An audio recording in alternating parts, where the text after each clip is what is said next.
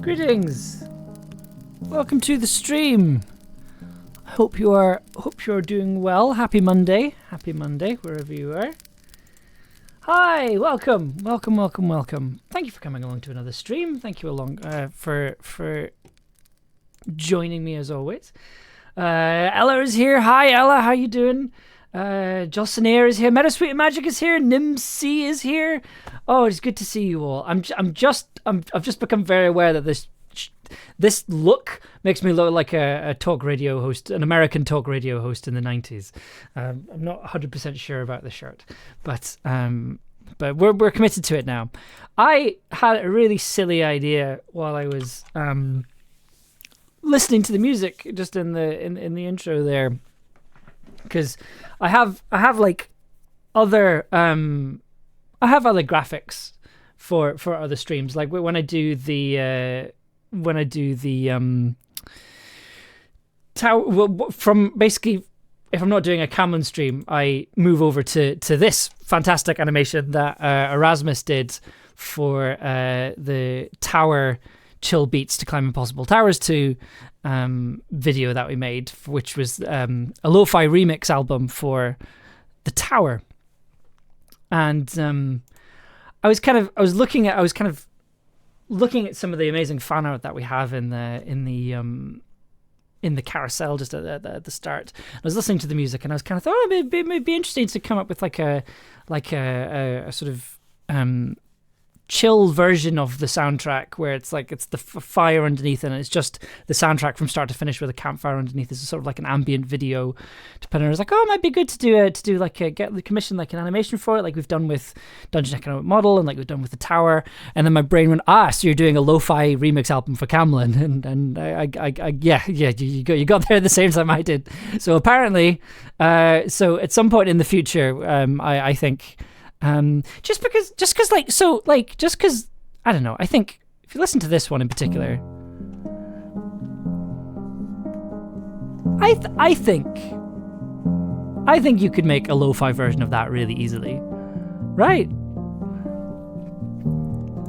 And I think also as well you can quite easily make like a lo-fi version of the main theme and some other tunes from it as well. Maybe something for the future. That might be a winter project or something. Camlann lo-fi beats to study and experience the apocalypse too. That's half the fun, is coming up with a title for it. Because for the tower, it was chill beats to climb impossible towers too.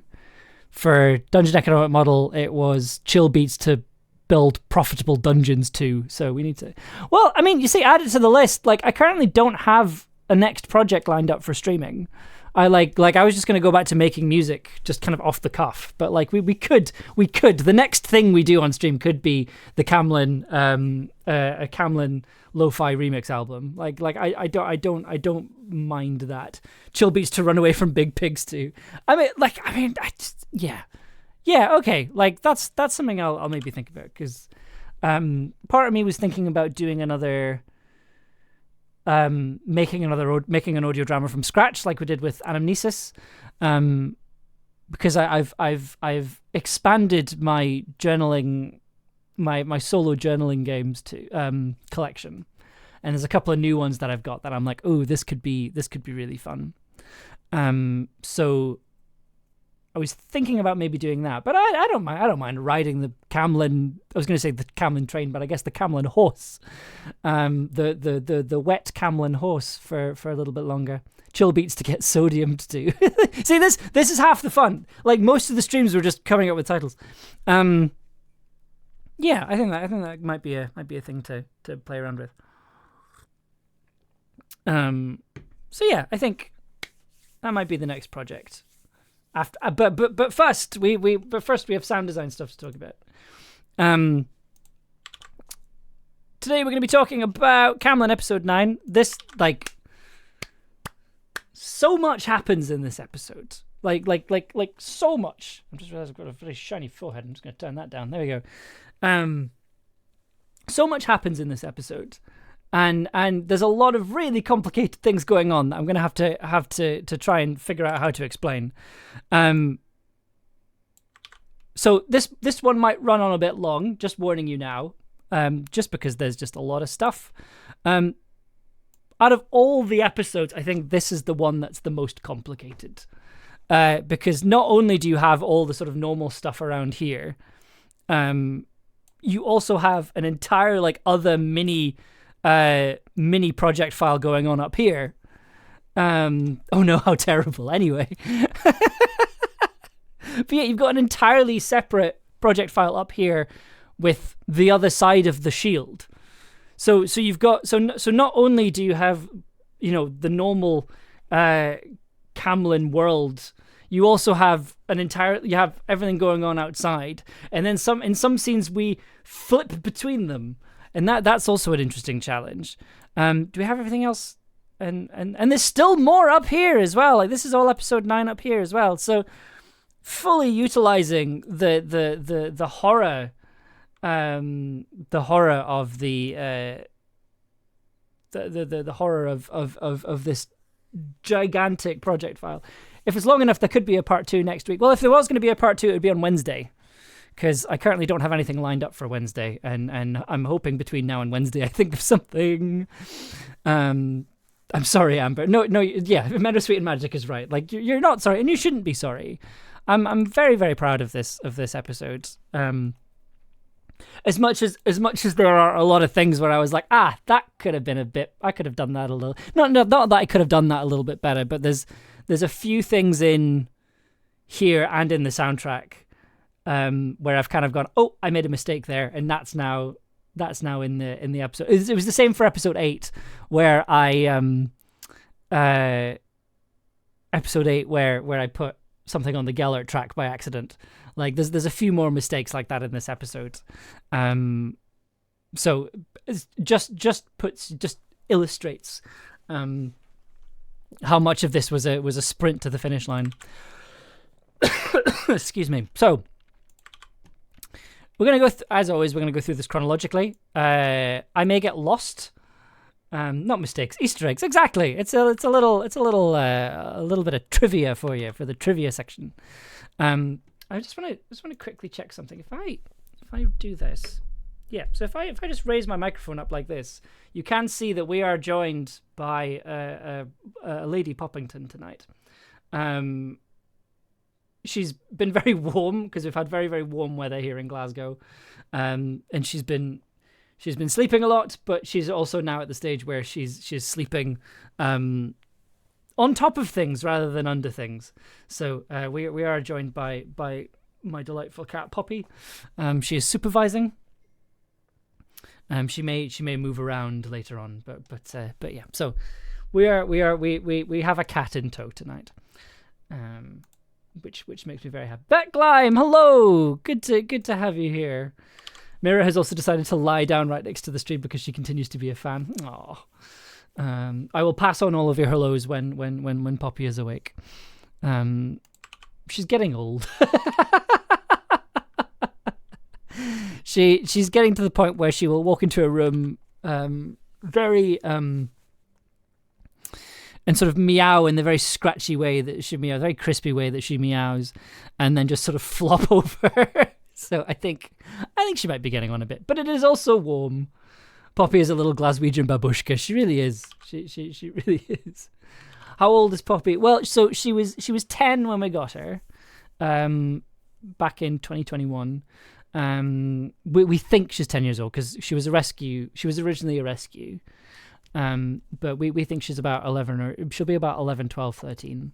So we got her as a senior cat, but yeah, it was kind of ideal for us because she's our first cat, and neither Sarah, my partner, and I had a cat before, so I'd kind of see this. I don't know how to say this. Like I'd like saying I lived with a cat makes it implies that like I had a cat as a flatmate.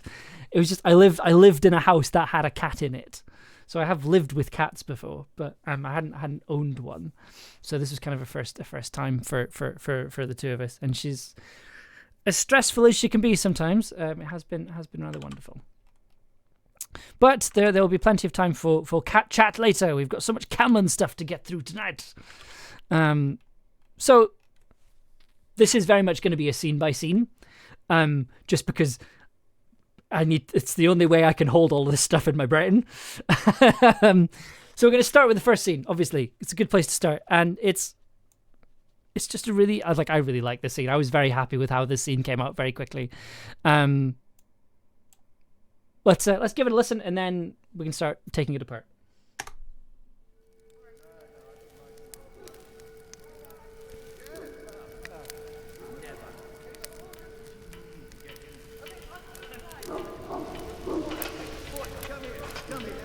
You cannot hide in there forever, witch!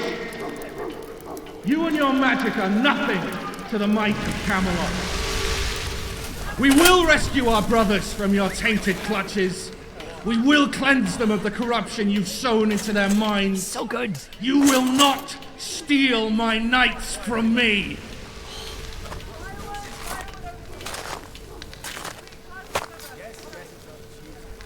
No luck, my lord. It seems as if no mortal weapon will breach whatever this is. Then you need to try harder. It will fall in time. There is no story in which Morgan Le Fay triumphs over King Arthur. Yes, my lord. I love this bit.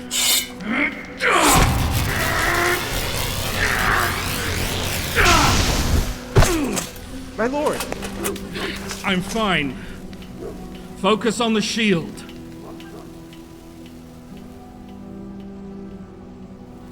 Everything falls. Oh, it's so good. Oh, it's exciting. Shout out to the tiny Mark Solinger cameo yet there. Yeah, there we do indeed have a cameo from Mark Solinger of Archive 81. I believe it's here. My lord! Yep, there you go.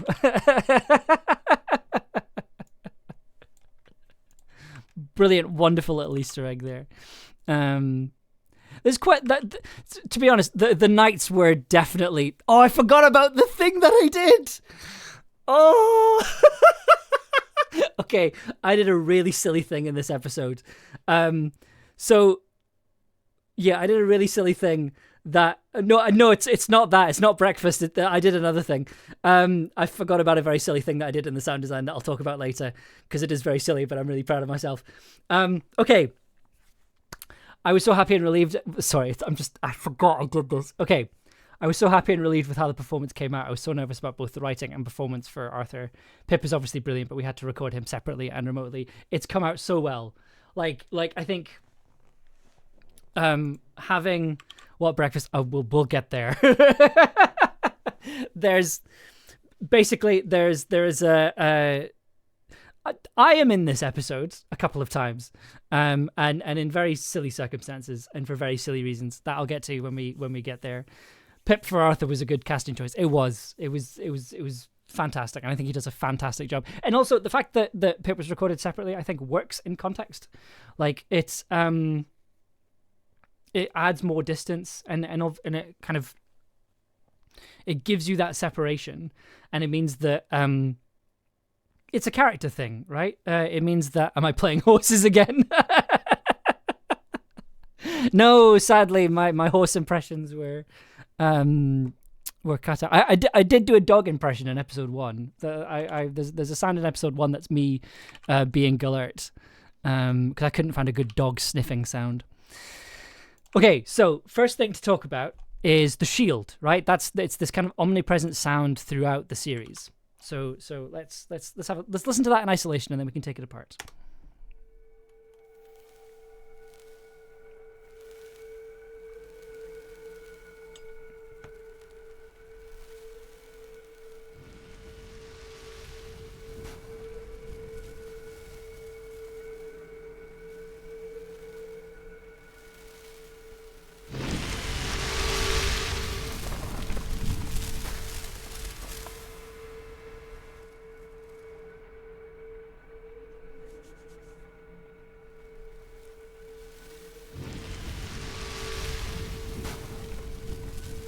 So I knew this was going to be a big sound, and I think it's a good example of how something can change in between scripting and sound design, right? So I correct me if I'm wrong, Ella, but in the script, the shield is this sort of big a sort of electrical dome of light. I believe is what's in the script. But when Ross and I were talking about the series, and I was kind of talking about the yes, that's right, amazing.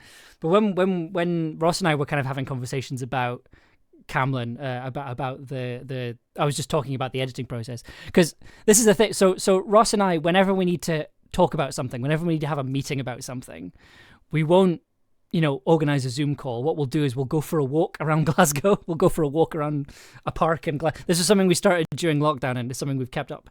Is that we'll go for a walk every so often, and then that's when we talk about stuff. That's when we organize stuff and when we make decisions. It's a really good system. I'd highly recommend it. But there was basically I was talking about Camlann, and I was kind of talking about how I was looking forward to editing the final episode and editing the shield. And Ross, I think it was like an offhand comment. Ross just said, I think it would be really cool if the shield were fire. So it's like a fire shield. And I also thought that was a really cool idea because, Dai's magic is fire. And when it came to doing the sound design, I sort of thought, well, why don't we try and do both? And what I ended up going for, I was trying to do this idea that it's this sort of translucent dome, but it has like waves of fire rippling over it, and that's kind of what these little sounds are here. That kind of thing. That's these sort of. So it's like a slightly more organic kind of rippling kind of texture on the shield. There's a couple of other things that are sound design when it comes to treating the voices that I'll talk about later. Because first of all, we should talk about where these ambiences came from. Let's zoom in on these so we can talk about them. So there's a prefab thing that I'll talk about in a second that I made in a separate project file. But one of the main ones is there's an electromagnetic field of a mobile phone. specifically my mobile phone.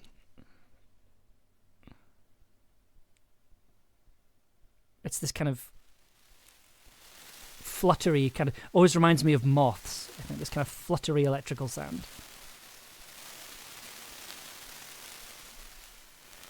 And also that's in stereo as well, so it goes between the two.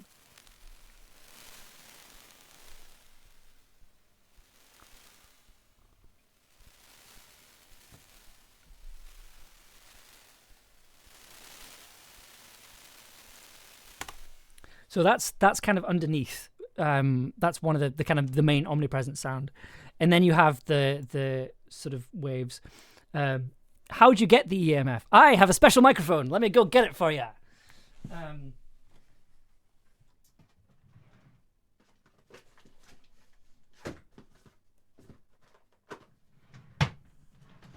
Which cupboard is, which drawer is it in?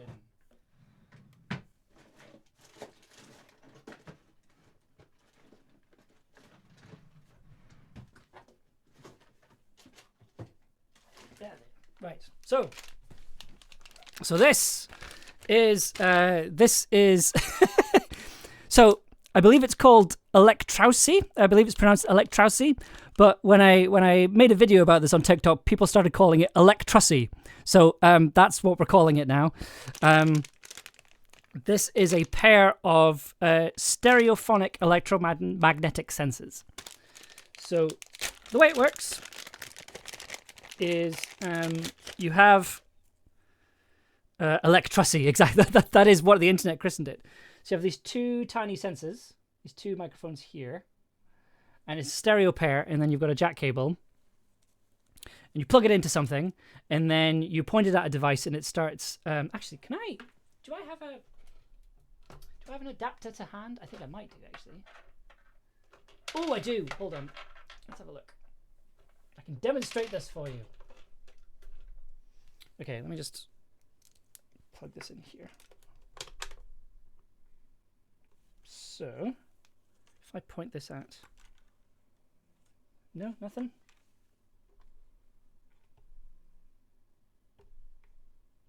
I'm gaining... Yep.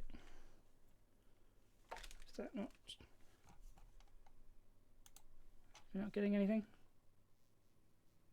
No, hang on.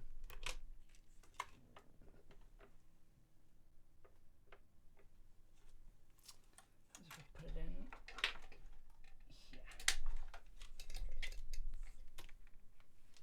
here. No, it doesn't seem to be working, which is a shame.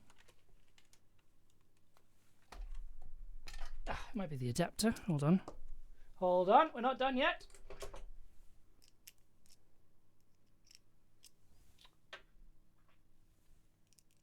No, it doesn't appear to be playing ball with us tonight. I'm sorry about that. But basically what it does is it picks up electromagnetic fields. So it's an electromagnetic field detector. So screens, anything with a screen usually works, or a microwave or a phone or other sort of things like that.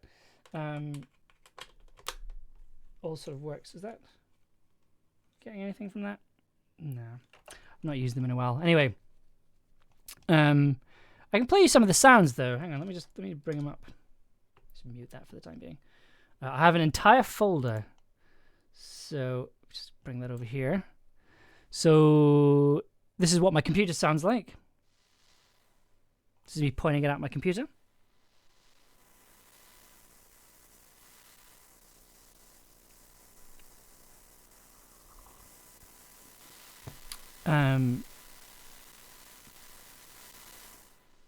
There's also pointing it at my computer monitors.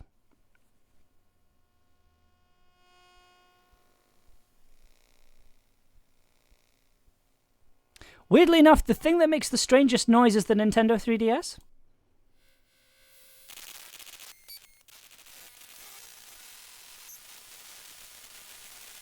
I think I used this in folklore.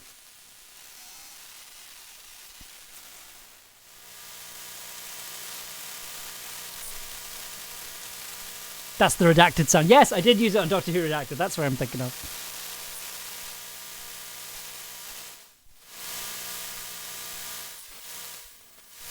It's also in the voicemail episode. Yes, I use this one a lot. But yeah, so that's how it works. That's how these things work. Sorry, I've not been able to get it working. Like I think it genuinely might just be because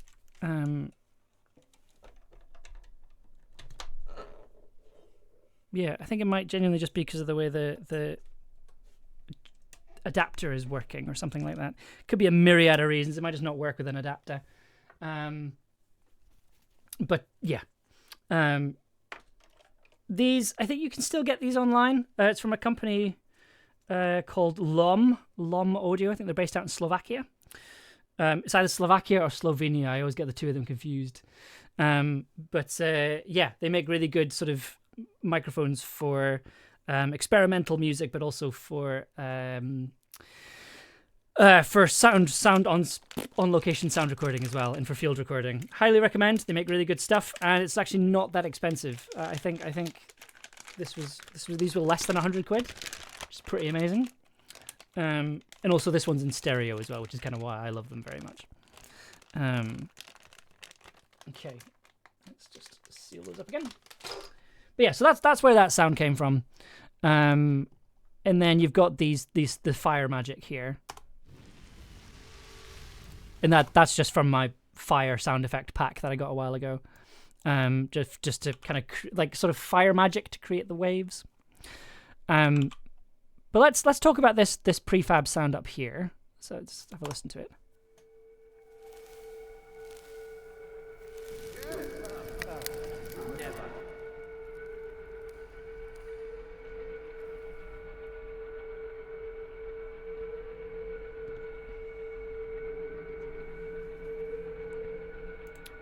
So for this sound, I sort of thought, right, I need to make... Because, so I should say as well, this wasn't the first thing that we did. Initially, it was much more electronic. And then we tried it, didn't work, and then we decided we were going to make something, we were going to try something a bit more discreet.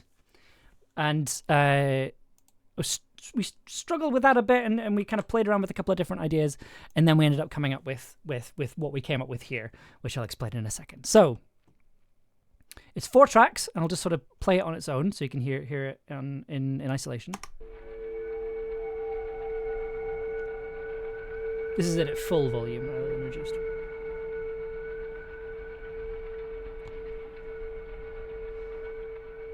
So it's very reverby, it's very granulized.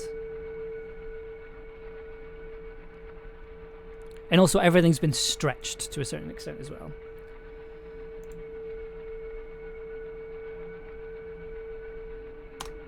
So we're gonna go bottom up for this one. So bottom track down here, we've got a granulizer, chopping everything up and putting it into little pieces, pitching some of them up, pitching some of them down. It gives it a much more lyrical quality to it, which is really nice. Makes it sort of whistly, a lot more whistly, which I really love.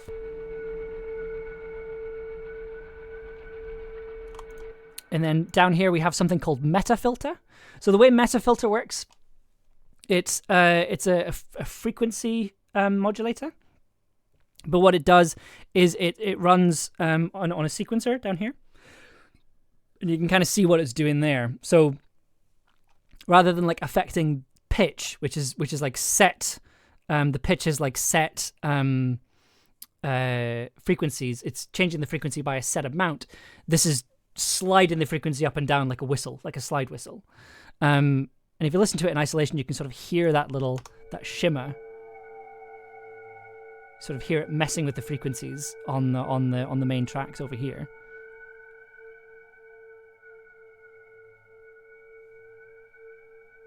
And we'll be playing around a lot more with this in the main project as well. I didn't realize I had this. I didn't realize I had meta filter until basically genuinely I was interviewing someone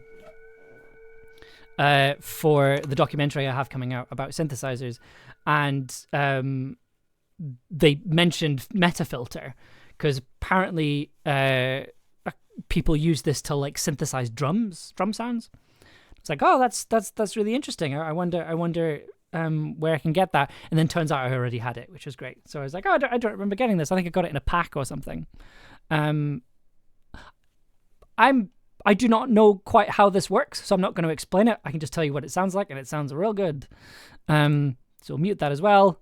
And then we have a delay, and then we have our sophisticated pansexual reverb. A very, very dark, deep, big reverb over here. It's just very big. It's quite subtle. And then we have our main sound here. Which sounds very Doctor Who to me, I think.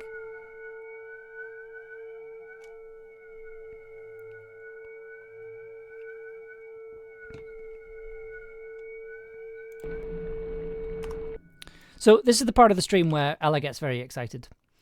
So let me get this. So this has been slowed right down. It's currently playing at 0.2 speed, so it's playing really slowly. If I take all the effects off it, and just play it on its own.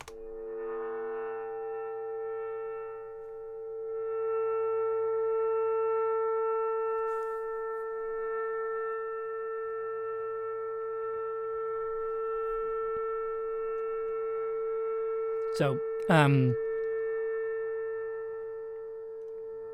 these lovely harmonic sounds, again, slowed right down. So let me just take this, put it over here. So this is what it sounds like at full speed, on its own, without any kind of pitch correction or anything. I've not changed anything else. Let me just put this right back to the beginning so you can hear it properly.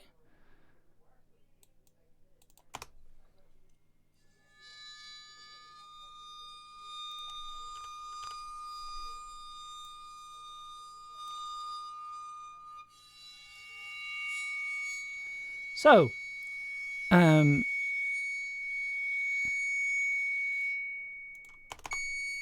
these were the sounds that I used as the basis for the shield.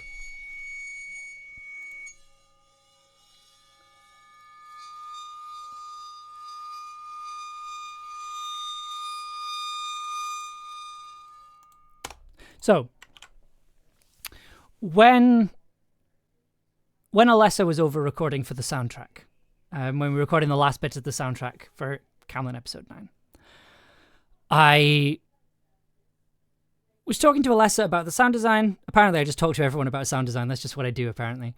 And I was kind of saying, yeah, like I need to redesign the shield sound. I don't really have any ideas right now. I need to sit down and properly think about it. To which Alessa was just like, well, this is a suggestion. You know, I could maybe sort this for you. I can run my violin bow over my sword if that would help, because of course Alessa has a sword. And she said, I think the exact thing she said was, "Oh, I didn't bring my sword with me." To which I was like, I wasn't expecting you to have brought your sword with you to the recording session. If anything, I'd be concerned if you felt the need to do that. And so I think the next day she sent through this recording, just running the bow across the sword.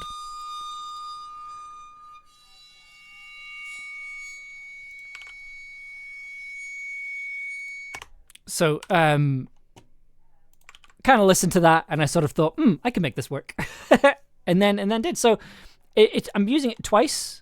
What's this particular one? So I've doubled it up, but I'm not 100% sure why I doubled that up. Is there a reason?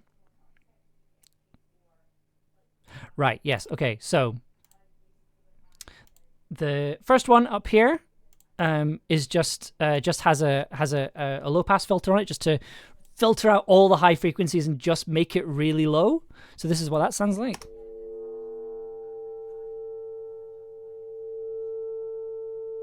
Just to kind of start it off with quite a low sound, quite a low foundation.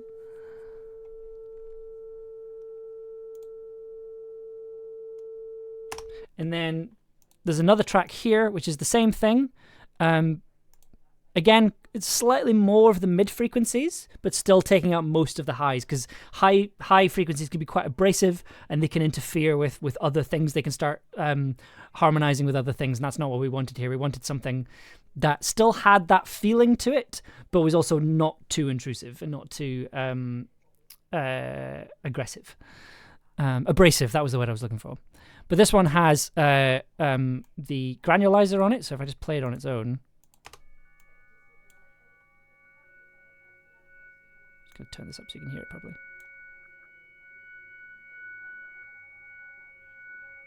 It's a lot more kind of glitchy, and because if I turn this off, it's quite chimey. It's quite wind chimey almost, but sort of in an unreal kind of way. And then taking off the high frequencies just to make it slightly easier to listen to. And you put them together.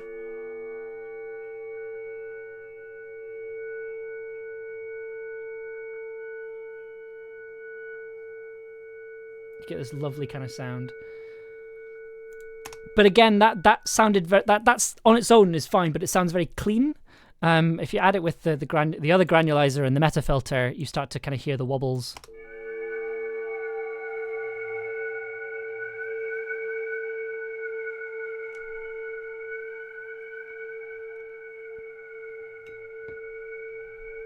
Little clicks are reminiscent of a tape flipping over. Yeah, these nice little granulizer adds a sort of almost like a bird call to it. And then on top of that, I took out the campfire sound that you've been hearing throughout the series. Basically put that in, played it at half speed, which bumps it down by an octave. And then put an EQ on that, again taking out most of the high frequencies, and then sending that through the granulizer and the delay.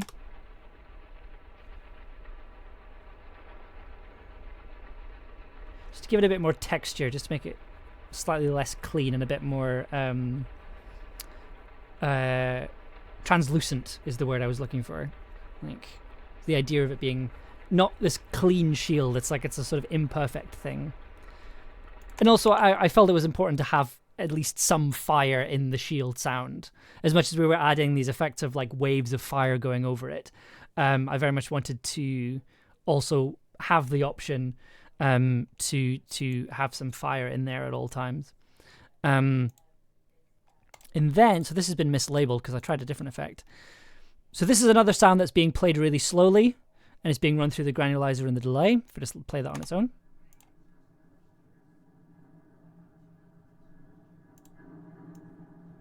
And again, it's really quiet in the mix.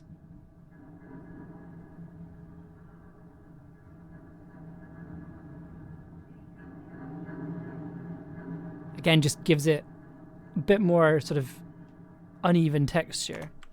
And if I just take this and play it at full speed, it is a the sound is an overhead like cables, like power cables rattling.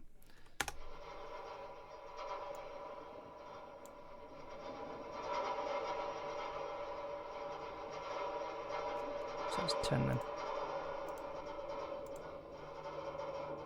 So it's this kind of metallic rattling sound.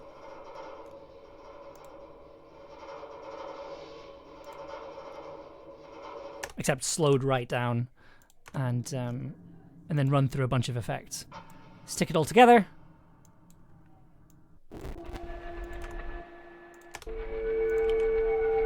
You have a shield sound, a magic shield sound.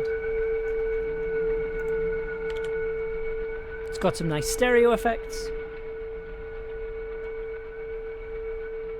It's got a few nice stereo effects. It has a lot of...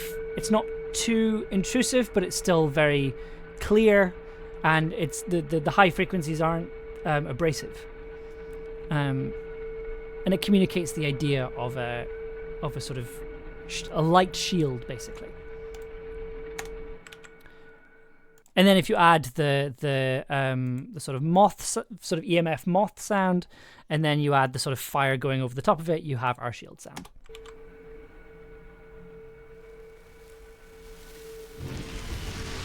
Like a ripple of fire over it.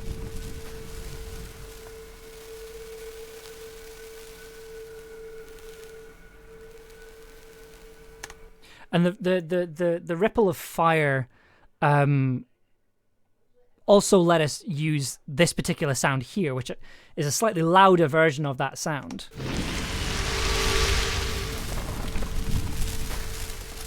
which I used to cover up the transition from being on one side of the shield to being on the other. So when the scene starts, Arthur is on the other side of the shield, and then we go through the shield, and then we're with Arthur. And the way to cover that transition was using this fire sound. So if you listen to that with that knowledge.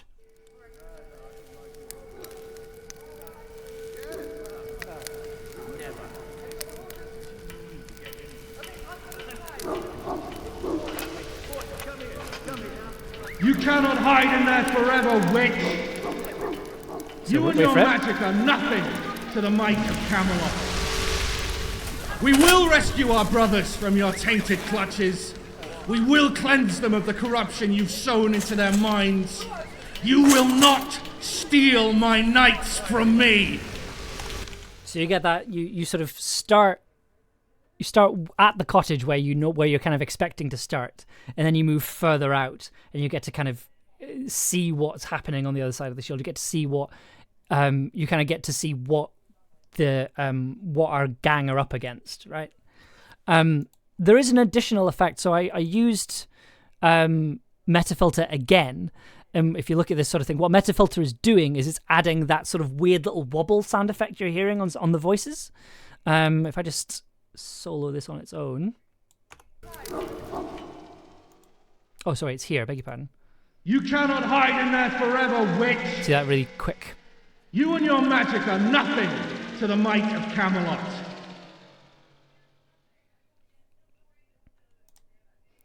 So it's you can hear that wobble sound that's happening, and that's reacting to all the sounds on this track I've titled Other Side.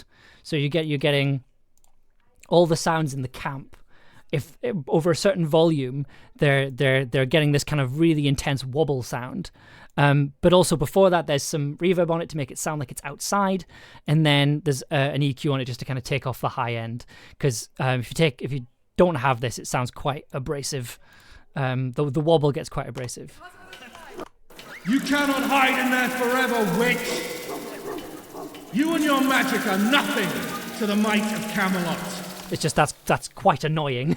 So just having it on there just means that you get a nice... You cannot hide in there forever, witch! You and your magic are nothing to the might of Camelot. So it gives it some thickness, is kind of what we're going for, right?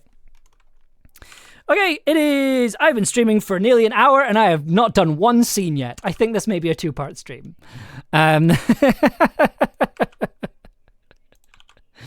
Okay, so let's move a bit further forward through this. Yes, my lord. Right, we need to talk about the camp as well, don't we? So, there's a lot going on in the camp. When I first listened, I actually thought for a second the house burned down, and that's what we're hearing. I mean, like, that was another concern of mine as well I had, but also it's explained in the script quite quickly, so I didn't mind the idea of leaving people in the dark for just a little bit, and kind of seeing if they would get it before it was explained to them.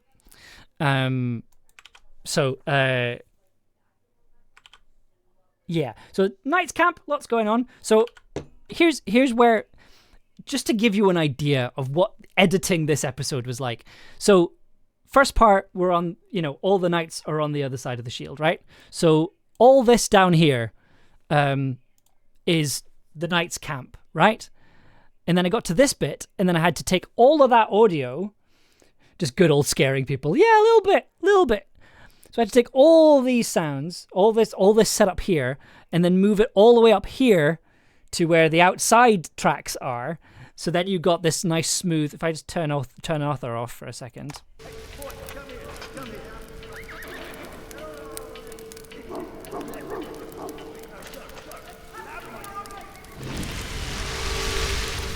We will rescue our brothers from your tainted clutches. We will cleanse... Could we do part 2 next Monday because I have work on Wednesday? I'd love to be live here. You know what? Sure, we can do it on a Monday. I like doing big sound design stuff on a Monday, and then it means Wednesday we can do something interesting, and maybe do something a bit more fun. We will rescue our brothers from your tainted clutches. We will... Right, I need to turn Arthur off over here as well. Just shut up, Arthur. Nobody cares. So yeah, this is...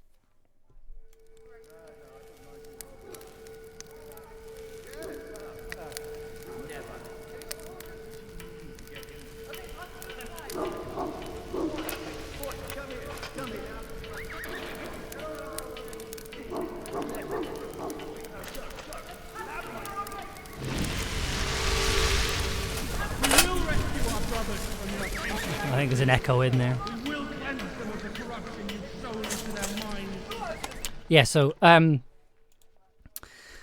big complicated thing to have to try and wrangle. The reason you heard Arthur really quietly in there is that even though we're on the other side of the shield, I wanted to have this idea of the sound going through the shield and bouncing back. So that's why you've still got this really quiet echo on Arthur's voice, which is here and down here. Just listen to this on its own. We will rescue our brothers from your tainted clutches. We will cleanse them of the corruption you've sown into their minds. You will not steal my knights from me. So even though it's a clean track, because if you listen to that without that, we will rescue our brothers from your tainted clutches. a little bit of reverb on there. We will cleanse them of the corruption you've sown into their minds. You will not steal my knights from me. But I really wanted it to feel like Arthur is shouting at the shield. And so I added in an extra... Still, the line was just doubled up really quietly, and it just means you get this lovely little echo. You can hear the shield reacting to Arthur shouting at it, even when you're on his side of everything. We will rescue our brothers from your tainted clutches. Puts a bit of distance on it. We will cleanse them of the corruption you've sown into their minds. You will not steal my knights from me. So it's a subtle little effect, but it does a lot in what's already quite a busy scene. So the camp. So the camp's up here. What we'll do it in the clear version. So what are we working with here? So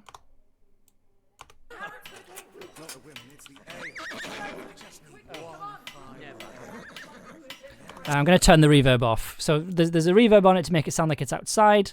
It's using an echo rather than a reverb, so it sounds slightly more like it's outside rather than it's inside something, if that makes sense. Like reverbs are for spaces, whereas outside isn't really a space. Rather than stuff bouncing off walls, it's bouncing off things that are also outside. So it's why echoes are better than using reverbs if you're wanting something to sound outside. So this is what it sounds like without any effects on it. Not the women, it's the ale. I just need one fine. We need to clear these heads, come on! Right, anyway. Time to brush the horses. Firewood over here! Okay, pass things over. Yes, it's our duty, but there's people around here who can do it for me. Why would I bother? So this is the lane up. Yeah, you're right, the main event. Okay, so lots going on there. Let's go down the line. So let's pop that down here. So top line, I've got a wolfhound. I've got an Irish wolfhound and a Finnish hound barking.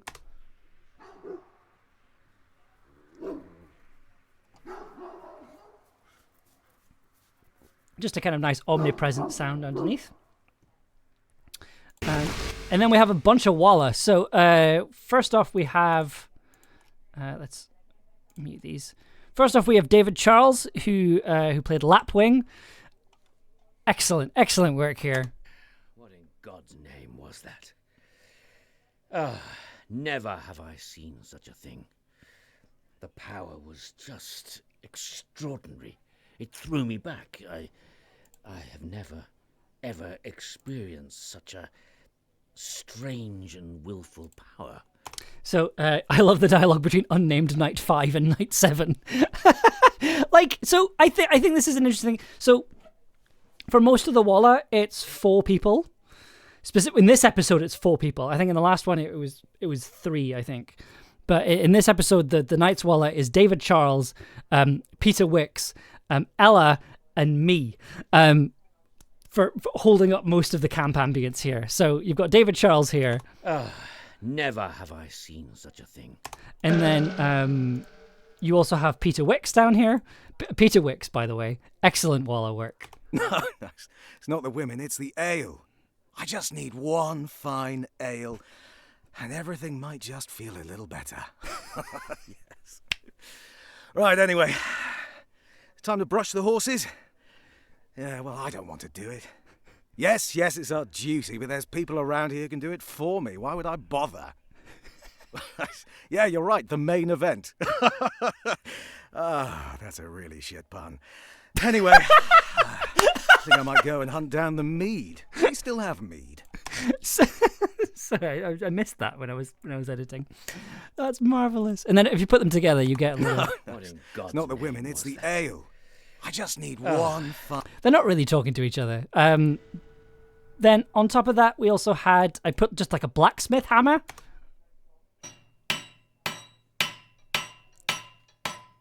This thing is, stick a bit of echo on that.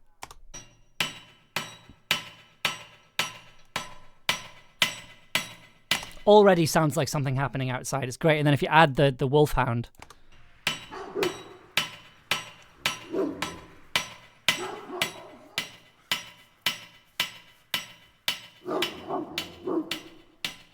It's a minimal thing, but it's a nice thing that implies activity. Doing a lot with very little. That was very much the name of the game here. It was just like there's so much going on. We need to figure out a way of doing this with very little stuff, because otherwise my brain is going to melt and drip out of my ears. And this was a way to do that. And then we have this track here, which is myself and Ella recording Walla. I think I'm like the last. I think 2 days after we'd finished recording the series. Glee, carrots for the king. All right, okay, quickly, come on. I just want to preface this. I'm not good at doing Walla. I get giggly really quickly, like insanely giggly. Like, Glee, carrots for the king. All right, okay, quickly, come on. who has hidden my horse? Who has the tents? We need to clear these tents, come on. Excuse me, why are you standing around? Firewood over here. Fetch me my horse. Okay, pass things over. All right. I swear I had a horse at some point. How... Sorry, this is the lane I've picked. Sorry. Okay. okay, go again. Just kept the laughing in because. All right, I've just finished boiling some clean water. Okay, stew's gonna be ready soon. I swear I had a horse. So yeah, like my brain just went, your horse is missing. All right, okay. I love the idea that someone just hammers something because they want blacksmith sounds in their games or in their Game of Thrones roleplay, but obviously no one knows anything about being a blacksmith. Yeah, that was kind of my thinking. Like, they could be assembling something. I don't know. And then I think I just had some like, what are these? What is this? Oh yeah, that's just armor moving around, right?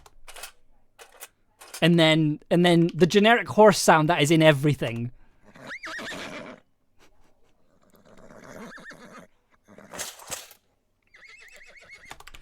Lou, hello. I'm only an hour late. Yeah, it has been an hour, and I've done half a scene. I've not even finished talking about like the first scene. We're still at the beginning. This is gonna be a big one. Some poor person with the surname Smith trying to convince themselves they have a name. That's very fun. I like that very much. Being busy for Arthur, because if he thinks you're not putting your all into it, he'll send you on a death mission. Codename Operation Certain Death. Yeah. So if you add a little bit of reverb to that, We will rescue our brothers. and then mute King Arthur. Actually, let's just solo this on its own. You have not missed very much. Don't you worry. Who has the tents? We need to clear these tents, come on. Right, anyway. Time to brush the horses. Firewood over here. Okay, pass things over. Yes, All right. it's not cheesy, but there's people around here who can do it for me. Why would I bother? Yeah. So that's the background for this, and then basically on the other side, it's the same audio just put under this shield, or in the shield audio over here. I think the thing you have to understand is that there are multiple project files happening at the same time. There are multiple audio dramas happening at the same time here, right? There's the audio drama that's happening on the other side of the shield, whichever side you're on. There's also the audio happening outside, which is just happening in the distance. And then you also have, all the normal stuff down here. You have, the friendly color-coded dialogue, sound effects, ambiences down here. And then basically the perspective is flipping between these scenes all at the same time.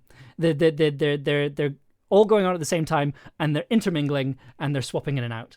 and trying to hold that in my brain was a lot. But seeing episode 8, Amber was stressed about having to design 2 seams simultaneously at the end. Little did they know, oh, there's more to come. There is more to come. Yeah. To the might of Camelot. We will rescue our brothers from your tainted clutches. So I feel like I've not. I mean, there's been a couple of times in this series where I've got to play my usual little party trick of audio transitions, and this was an opportunity to do one of those. It's all about hiding the stitching, and that's what this slightly louder fire sound effect is for. It's to cover the switch. Because if I mute it, can I mute this? Just mute this on its own. No, can I just turn that all the way down? This is it without that sound. You and your magic are nothing to the might of Camelot. We will rescue our brothers from your tainted clutches. It does actually work without the thing. That makes me happy. But just with the sound effect there, it makes it clearer what is happening. That you're going through whatever is muffling the audio. Are nothing to the might of Camelot. We will rescue our brothers from your tainted clutches. We will cleanse them of the corruption you've sown into their minds. You will not steal my knights from me.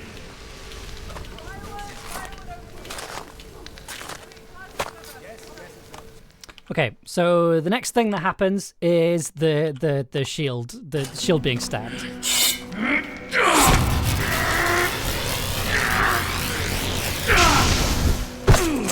My lord! A lot of fun. Very, very fun. This was great fun. So the bulk of that sound is this recording of a Tesla coil. So let me quickly turn the sound off.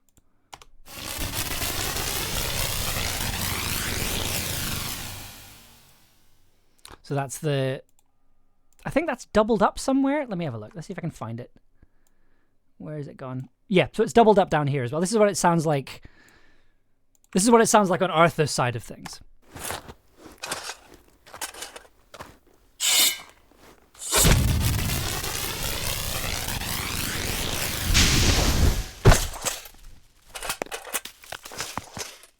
Okay, so let's take this apart. So we've got a big sword. A nice, fun little stabbing sound effect there.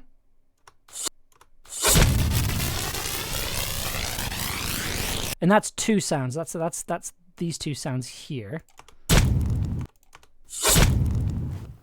Oh, there's a fire sound effect here as well. Beg your pardon. It's this idea that it's stabbing into fire, but still giving it enough of a thump to make it clear that it's stabbing.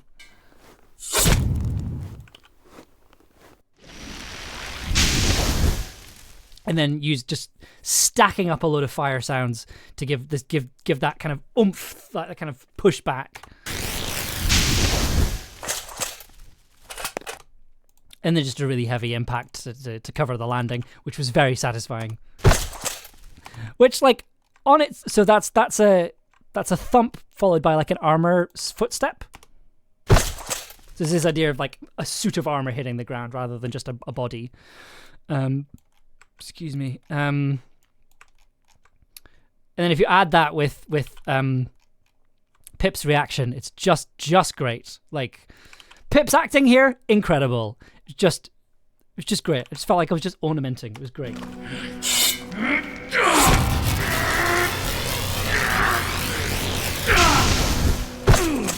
My lord! Pip sells that. The reason that works is because Pip. The sound is fine, but like the effort sounds really sell it. It's great.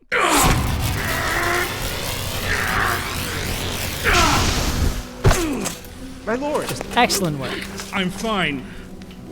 Focus on the shield. Pip is so good at the effort sounds. Yes, we'll talk more about those sounds in a second. Everything falls. Okay, we did one scene and it took me an hour and 10 minutes. Great. So then we move to inside the house. I see it. So here's a little behind the curtain thing. At the start of the indoor scenes, how many scenes are there? There are 8. Mysterious, hello, man. I slept in hard today. Good. I'm glad. Rest is good. I'm never gonna tell people to sleep less. There are 8 scenes. Not all of them have complicated sound design. This one doesn't have a lot of sound design in it. Something that I'll mention this now, and then it'll become really obvious. For scenes that happen indoors, for the establishing kind of the scene, I have the camp sounds, and then I just fade them out, and then you don't hear them. So you can see here, they're only at the beginning of the scene for this conversation here. I see it. Be gentle. Witch of legend or not, a stomach wound is a stomach wound. She's not going to be able to stand for a while. I promise I'll be careful. And it is just that fades out. Hey. Hey, And then it's just the shield sound. you scared the shit out of me, you know. Guess it was my turn for a near-death experience. Just because, like, first of all, it's less work for me, which at this point I was kind of doing anything I could. Like I was sort of cutting a couple, any corners I could feasibly get away with cutting, I was doing at this point.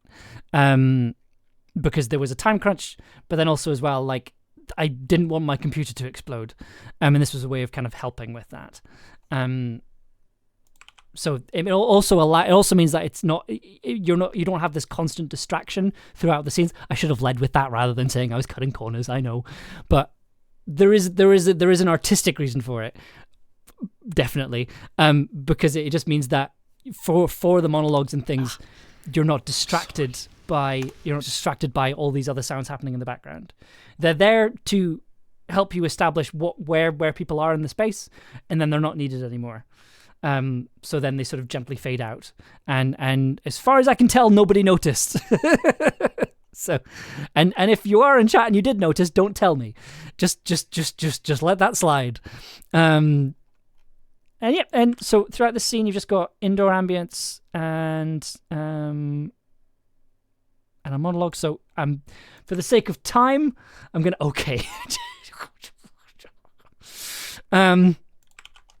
Often in real life, our brains just do that automatically, so it's realistic. Thank you. It made audible sense too, because after the attack, you'd want Morgan to be as close to the center of the house so the camp would be quieter. Thank you for justifying my decisions. Okay, now we have another complicated scene, and this is the Gawain, Arthur, Perry, Kay scene. So I'm gonna play the theme music while I try and remember what I did for this scene.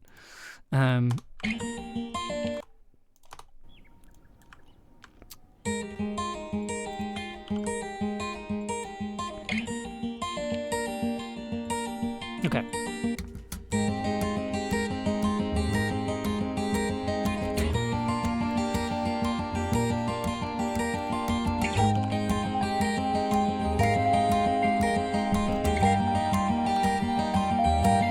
Camlann, Episode 9, Smoke on the Horizon.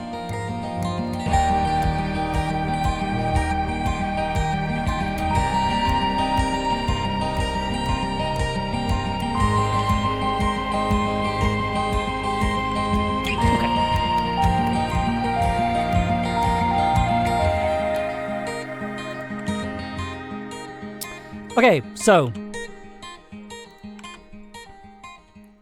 in this upcoming scene, we have not only 3 to 4 characters having a conversation, we also have magic going on as well. So lots going on, lots to talk about. So let's go through this bit by bit.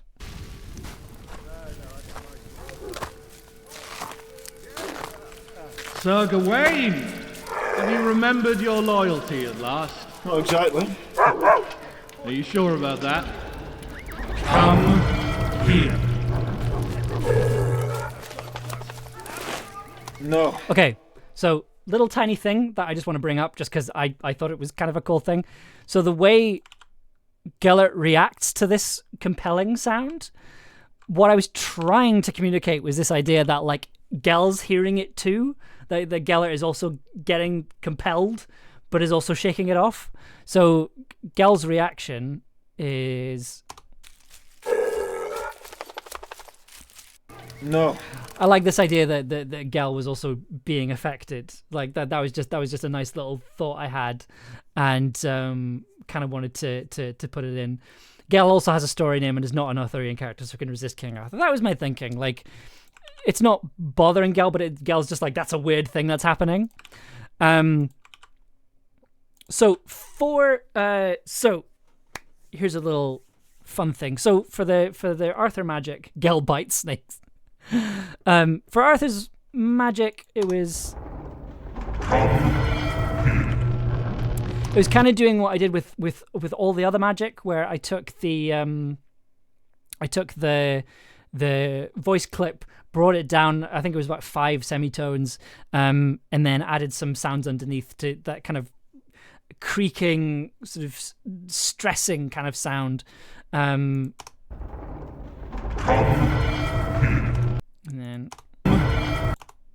Come here. But I also added so there was a thing that happened accidentally during editing that I really liked, that I left in. So when we were recording this scene, Tobias was reading in for Arthur, and basically while I was cutting up the scene, while I was putting this all together, I forgot to take out Di's reading. Not exactly. Come here. But an interesting thing happens if you leave it in and then you make it part of the magic. Come here. It adds an extra voice that is distinct from Pip, but is kind of quiet enough that it blends in with the magic. So it adds an extra level to the magic, and it kind of gives Arthur this extra level, this extra layer of power in the sound. So if I turn Tobias off, come here. So that's it without Tobias. If I add Tobias back in, come here. It just gives it more bite, right? It gives it more bite, and it gives it more of a it just makes it bigger, I think. So what I ended up doing was I just left it in and added it to the sound design. And that led to some interesting effects that we'll get to. No. Hi, Tobias. Good to have you here. No, I didn't tell you this. No. Also, plot implications. The thing was, I was kind of very much just like, does this work plot-wise? But the way that I am justifying it. So I will fully admit that I have not read much Arthuriana. However, I have read, I think it's called Here Lies Arthur. It's a book by Philip Reeve, who wrote Mortal Engines, and it's about King Arthur and Merlin specifically. And guess I'm gonna have to call my agent. we'll add it onto your fee for the next series. That's one of my favorite books. But like, so like, what I really liked about that was that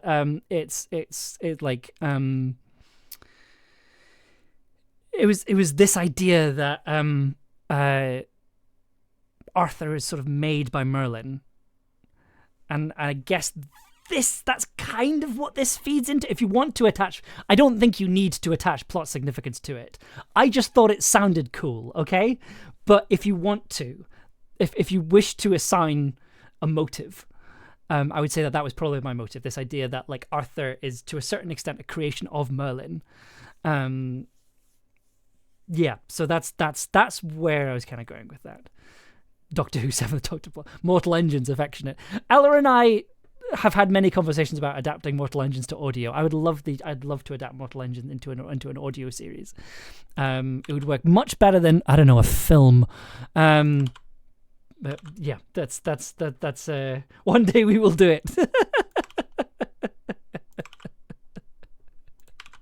Yeah. So sure about that. Come here. God, the film was bad. The film did so many things. I'm not going to get into it because it makes What me about cross. that? Come here. No. Sir Gawain, I am ordering you to come here. Oh, it sounds so good. So like let's put this in again. Let's demonstrate it. So this is it without Tobias. This is it without the Tobias reading in sound. I am ordering you to come here. However, if we add Tobias back in, it sounds like this. I am ordering you to come here. It just adds an extra little spicy something. Oh, hey, Pops. Get some action cat. There we go.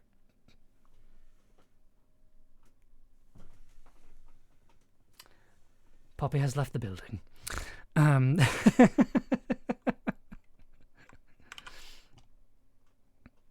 thinking of the Italian job. For completeness, let's listen to Tobias's side here. I am ordering you to come here. So it's a good performance. It's real good. So if you maybe have that without Pip, this is what it sounds like. I am ordering you to come here. Because it doesn't entirely line up. It causes some interesting little audio things to happen, and also because Tobias wasn't on mic, you get that a little bit of distance. I am ordering you to come here. Yeah, so it means you get nice little effects, and also that is also bouncing off the shield effect, which is down here. Yeah, which is Metafilter again.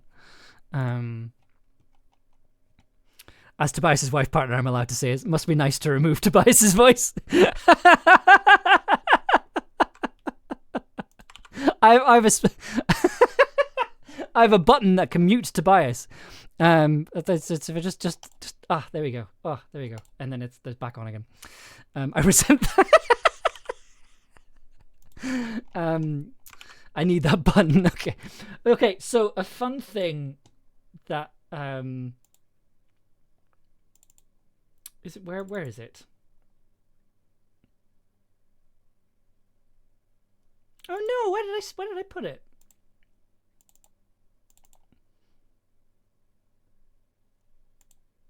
Oh no! Have I? So basically, there was a sound that when I was trying to get the effect right for oh actually no, I think I know where it might be. I'm so mad at myself. Is it in?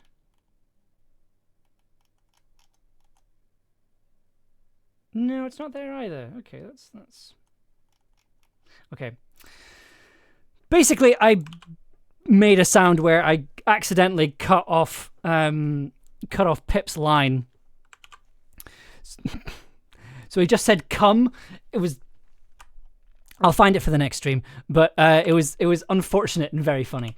I feel like we're collectively that meme of the people who are two different approaches to their cat. Person A, stinky boy, nasty baby bastard. Person B, no. Yeah, yeah. I'm both for Poppy. Come here. No. Sir Gawain, I am ordering you to come here. And I said no. Come here right now. Yeah, so this one was where you get an interesting effect when you're blending the voices together. So it's here, and here. No, yeah, here. So let's play this in isolation. Come here right now. So we take out Tobias. Come here right now. So the way Pip performed this. Come here right now. It's good, but the thing is, if you add Tobias back in, so this is how Tobias read it. Come here right now. So it's very the big, powerful T sound. Blend them together. Come here, right now. It means that really sharp T sound is back in there, and it's very biting, and it adds a lot to that. It just makes that line hit a lot harder, right? I said no. Come here, right now. Powerful T sound. Yeah, it is a powerful T sound. So I think that was the kind of that particular bit, leaving the audio in. I was like, this is a choice now. Yeah, so that was an interesting little thing with Arthur's magic. For this scene was leaving that in. In terms of the fiction, what I will say is that Di and Arthur are very tangled together, magically speaking. However, both of them dislike it and each other, and because Arthur didn't know Di's actual name, he didn't know that. He just knew there was this random guy who just kept being a problem for some reason. So I'm choosing to believe that it's thematic, but it just sounded cool was the reason I did it. You know, like there wasn't a lot of the times when I do things and they sound and then they end up having really powerful thematic implications for the fiction. It's most of the time it's because I just thought it sounded cool and I wanted to do it that way. That is like, it's one of these things where if we had the time to make the whole series and then release it, I'd be a bit more deliberate about it.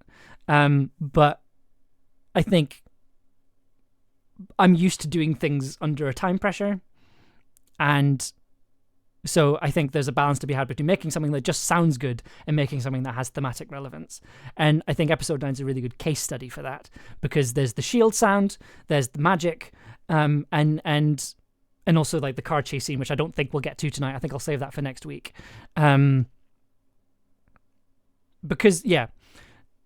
Because we were making stuff under time restrictions, we had to have that balance between doing something to be consistent with the fiction and then doing things because they sounded good and it was kind of it had the effect that we wanted.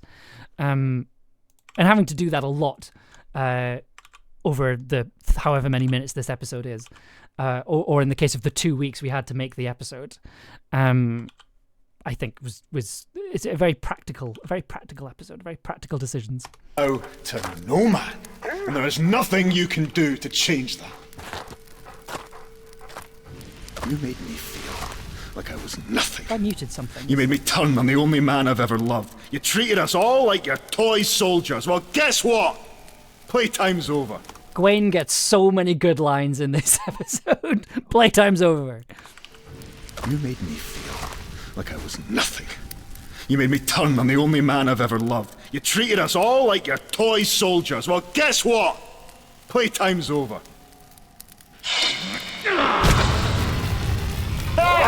Hey! Go on! Break it! Come on, Arthur, let's see what you're really made of! You want to put me in my place so badly? Try fighting me when I don't have to let you win.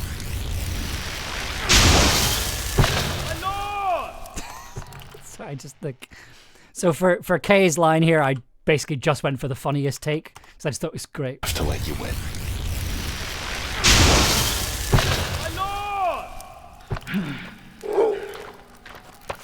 Oh, need a hand, Your Highness. You okay? Can't get through it. You try. So we added in some extra walla here, which was good fun. What? My lord? What? What can we do? My lord, my lord. My lord, somebody, come and help him. Come on. What happened? I just think that's very funny. So this is a very specific pull, but if anyone has seen the film Lupin the Third, the First, to me the knights are Inspector Zenigata's sort of domino Interpol police officers. That's kind of what I was pulling from for the for Arthur's Knights. I'm like a very specific pull, I realize, but like it's very funny in my head. Well, whatever this thing is, Arthur can't break it. Did he try to compel you? Tried and failed. I don't know. just like Arthur kicking open the door of a helicopter and kicking open the door of a helicopter and going, "Die!" is just very funny. Right. Did he try to compel you? Tried and failed.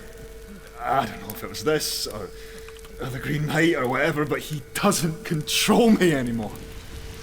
I'm free. Free for now, traitor. Oh, go fuck yourself, Kay. What is that? You're gonna have to be a bit more specific. The spear. Where did you get that?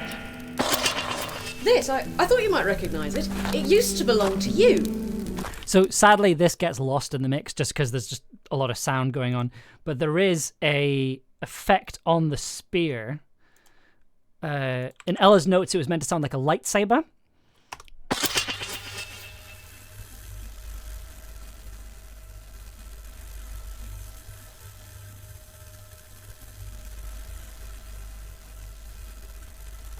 But yeah, it gets lost in the mix, sadly, just because it sort of blends with the shield a bit. That. This, I thought you might recognise it. It used to belong to you. It's mine now. Give it to me.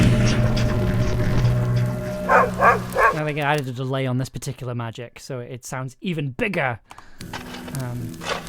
Give it to me. And then also again, you have Tobias as adding a little extra zest, a little bit of extra spice, a little bit of a kick to the Arthur lines here. Give it to me.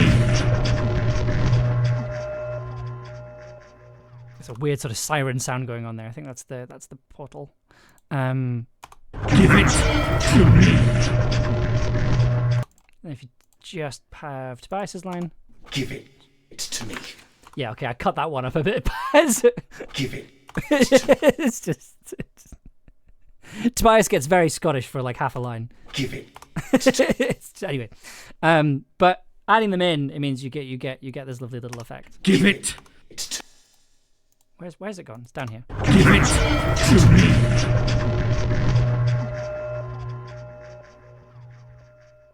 It's a random bit of. That's my Ross voice.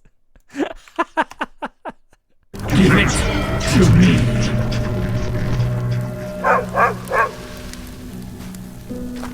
No. You're powerless. Also, I should say as well for this line here, for the. This, I thought you might recognise it. It used to belong to you. Robin actually had a boom pole, and as like a prop for the spear, and they were sort of had it just moving it around, like in character. It was great. This, I thought you might recognise. Proper swagger. This, I thought you might recognise it. It used to belong to you. It's mine now. Give it to me.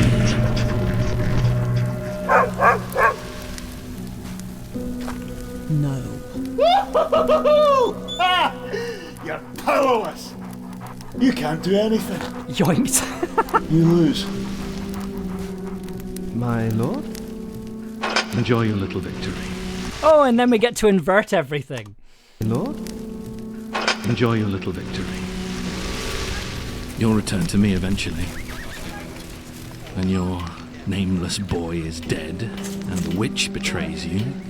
So, at that point, we had to turn everything over, turn everything around, which was very complicated. But again, the stitching is covered by the. Enjoy your little victory. You'll return to me eventually. Also, I like doing that across a line, or across a vocal specifically, just because it's clearer. It makes excuse me.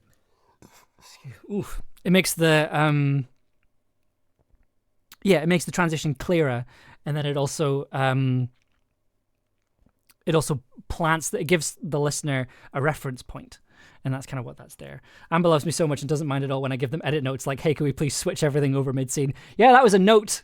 that was a note, I think, after the first draft. Can we switch over to the other side here?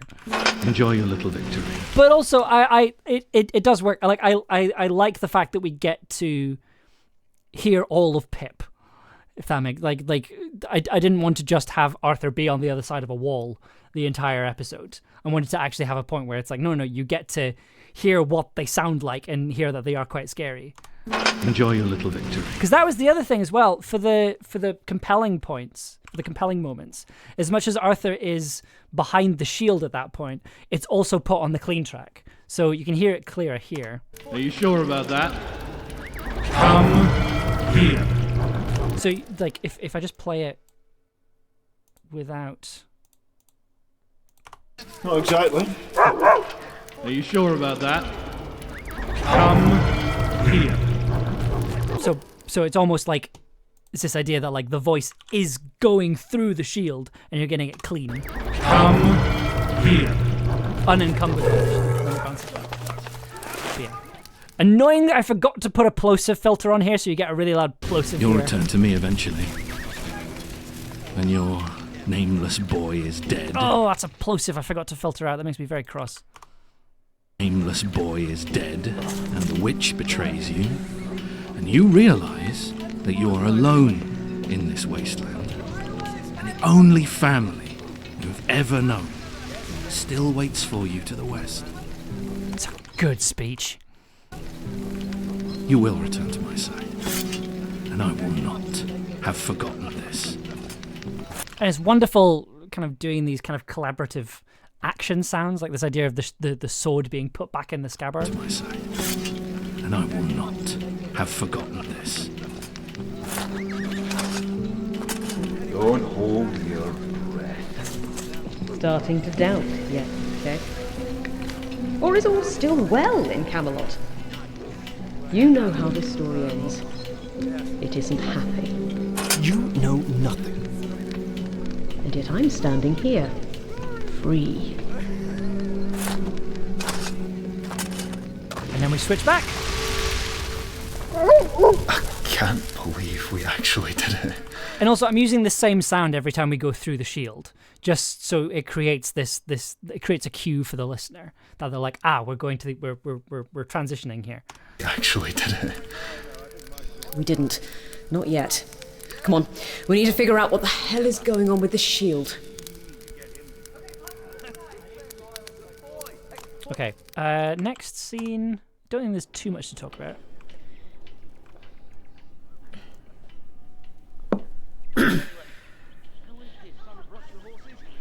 Why don't they just leave? They obviously can't get through the shield. For all they know, it's some kind of trap from one of the phenomena and we'll all be dead by sunset. For all we know, it's some kind of trap from one of the phenomena and we'll all be dead by sunset. Arthur needs names. Okay, so this scene, fairly straightforward. It's really, really good scene from everyone. I mean, all the scenes are great in this episode. All the performances are just fantastic. What do we got here? Yeah, so this is the reveal to the group, and this is where Gawain kind of kicks off. As in the Welsh spelling of... Merlin. Shit, you're Merlin. Myrddin. There's a difference. This is a joke. This has to be a joke. What do you mean you're Merlin? Myrddin. Whatever. You've been lying to us all this time? You've been using us? Using me? No, I never. Never what? Never wanted me to... Okay, so the fun thing here was trying to put a sense of movement in the scene. Like, I really wanted to convey this idea that Gawain gets up and is pacing around really angry. And there's a few things that we did. So it starts off... So the microphone starts off in omnidirectional mode. So, you know, it's capturing everything. So you get the natural reverb of the office. There's something I need to tell you. Of the studio, rather. Does it have anything to do with the giant blue shield outside? Yeah, actually. It's all right. Take your time. It's subtle, but it's nice. And then when we get to the part where it's like, now things are kicking off, we move Shit, to... you're Merlin. Myrddin. There's a difference. tighter pattern. This is a joke. This has to be a joke. What do you So it mean? means everyone sounds closer to the microphone. There's less reverb, so everything's a lot cleaner and a lot clearer. A joke. What do you mean you're Merlin? Myrddin. Whatever. And then also using the polar patterns to point the microphone at a certain character. A joke. What do you mean you're Merlin? Myrddin. Whatever. You've been lying to us all this time? You've been using us, using me? No, I never. Never what? Never wanted me to be here? And kind never of asked- using that as an interesting effect. So basically, during the switch back to a figure of 8, it's pointing away from Gawain. So you get this. It sounds like Gawain is turned away and turns back. You get this lovely little effect. No, I never. Never what? Never wanted me to be here? Never And then asked me coupled to... with the footstep sounds, it sounds like Gawain is walking back into frame. I think I've talked about this on stream. I mean, I've talked about this microphone a lot on stream already, but I think one of the ways that having this new microphone and this plug-in here has kind of rewired how I think about recording an ensemble cast.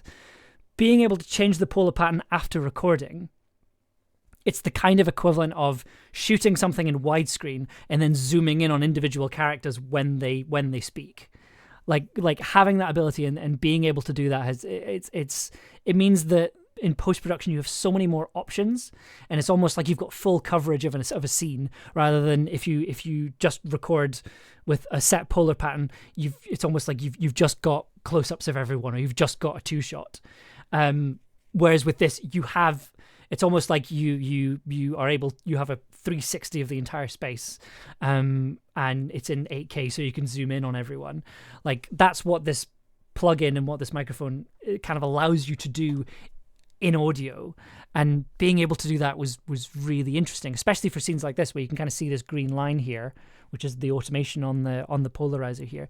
You can see to us all this time? The microphone pointing in different directions depending on who's speaking. To us all this time? You've been using us, using me? No, I never. Never what? Never wanted So me there to... it points away, it points directly towards Tobias at this point, and then it goes back to the middle. No, I never. Never what? Never wanted me to be here, never asked me to do anything, never drew me into your story. And it goes the other way for everyone else. Everything worked out the way you wanted it to. I thought I was free.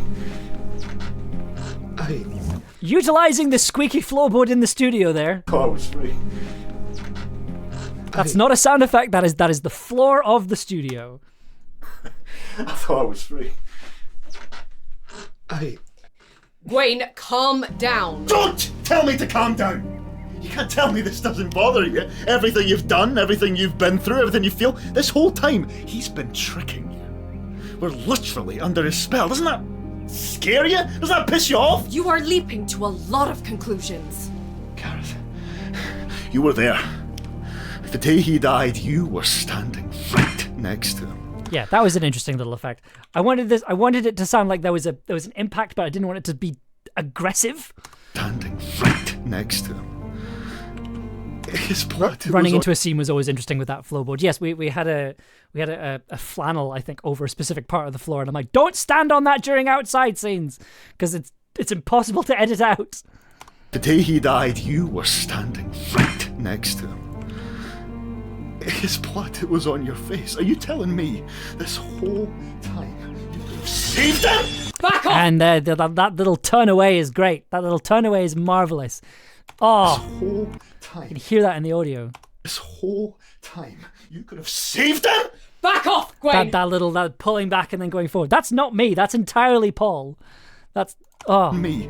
This whole time you could have saved him? Back off! Oh, Gawain, it's so now. good. Or what, Peredir? Think you'll win? Sir Gawain, put the sword away now!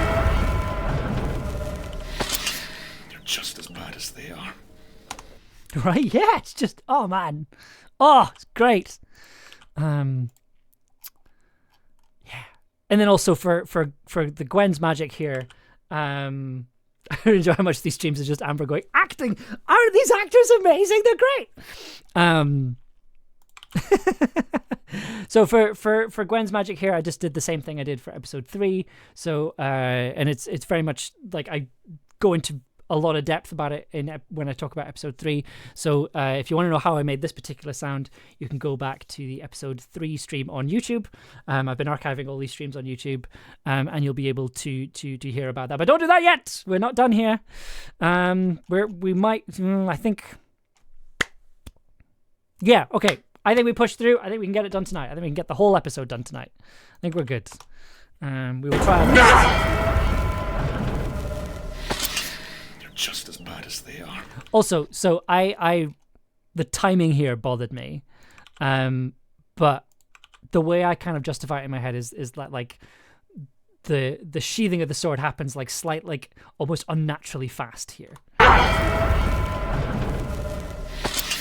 You're just as bad as they are. The pacing there is the rhythm of that is slightly off to me, but I think it works because of the magic element of it, at least to my ears.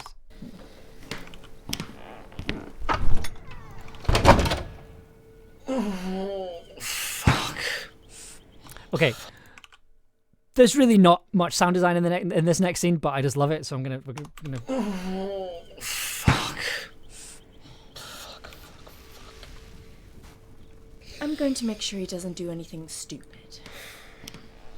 I think there's an errant clearing of the throat here. Yeah. Should have edited that out, my bad. I didn't mean for any of this to happen. Hey, it's okay. I know. And then also, you can hear Tobias putting his hands in front of his face. I didn't mean for any of this to happen. Hey, it's okay. I know. Perfect, amazing, great, just good. It just sounds so much more real and sounds so much better. I can't remember if you were sitting down for this scene. I don't think you were. Any of this to happen. Hey, it's okay. I know. Do you think I'm a monster? What? No. No, of course not. I'm just as bad as Arthur. Worse. Also... Oh, no, we were stood up. But the fact that I couldn't tell, the fact that I couldn't, I was like, were you sitting down for this? Oh, good acting. No, of course not. I'm just as bad as Arthur. Worse. Also incorrect. Arthur actually wants to hurt people on purpose. So I did consider putting this episode, this scene in stereo, but then I was like, no, I want them to be, together. So kept people it on purpose kept because it in he's the a middle. wanker. You were just scared, right? It wasn't supposed to go like this. I didn't mean to hide it, not at first. But then everything with the knights happened, and after what they did to Morgan. Genuinely working with you and Ella, and with this mic completely changed my mic technique and the way I approach scenes physically. Yes! More physical acting! Full body audio drama! You nearly died. Morgan nearly died. But we didn't. We're still here. Very likely because of you. Like, I love that there are scenes in this Do you series remember the day we where met? I don't need to do anything. I can just let this play out. Like, I always thought it having was like scenes like that is amazing, and it's great. I've been trapped. Also gives me an opportunity to rest. Far enough off the high street that no one could even see me. I shouted myself hoarse. I thought that was it. I couldn't feel my legs anymore. My whole body was going numb. And then there you were. Every time someone who's able to stand for prolonged Filthy, periods turns up running for sitting your life, down. hand in hand with Morgan. I thought you were twins at first. And you were going to run right past, like, Use your everyone else diaphragm. had. And I wouldn't have blamed you. The amount of hand gesturing I do when recording lines. Skidded to a Just love halt in this the bit. middle of the broken tarmac like you'd been struck by lightning, and you turned around and you saw me. It was like I knew you. Like we'd spent our whole lives looking for each other. The day we met, you saved my life, Di Thomas, and you've been saving it every day ever since.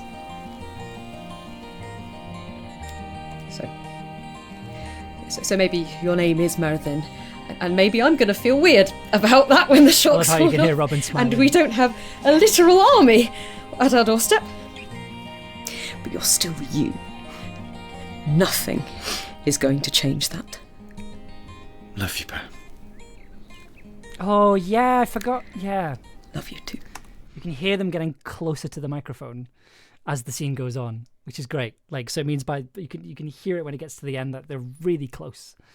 Recording fight sounds was a near miss. Yeah, I mean, if you watch streams, you know I can't talk without gesticulating. Like, the amount of times I hit this mic when I'm doing stuff. Good grief. Good grief. Like, so the reason I switched this mic back in, away from the more sort of dynamic cardioid one, was because I hitting it, and I'm like, no, I need something a bit further away that can capture things a bit further away. Yeah. Okay. What's the next scene? Oh, this is the. Yeah. I did even less in this scene. It was great. Yeah, I think we can do this. I think we can do this whole episode in a one-er. It will be a later stream, but I think we can do it.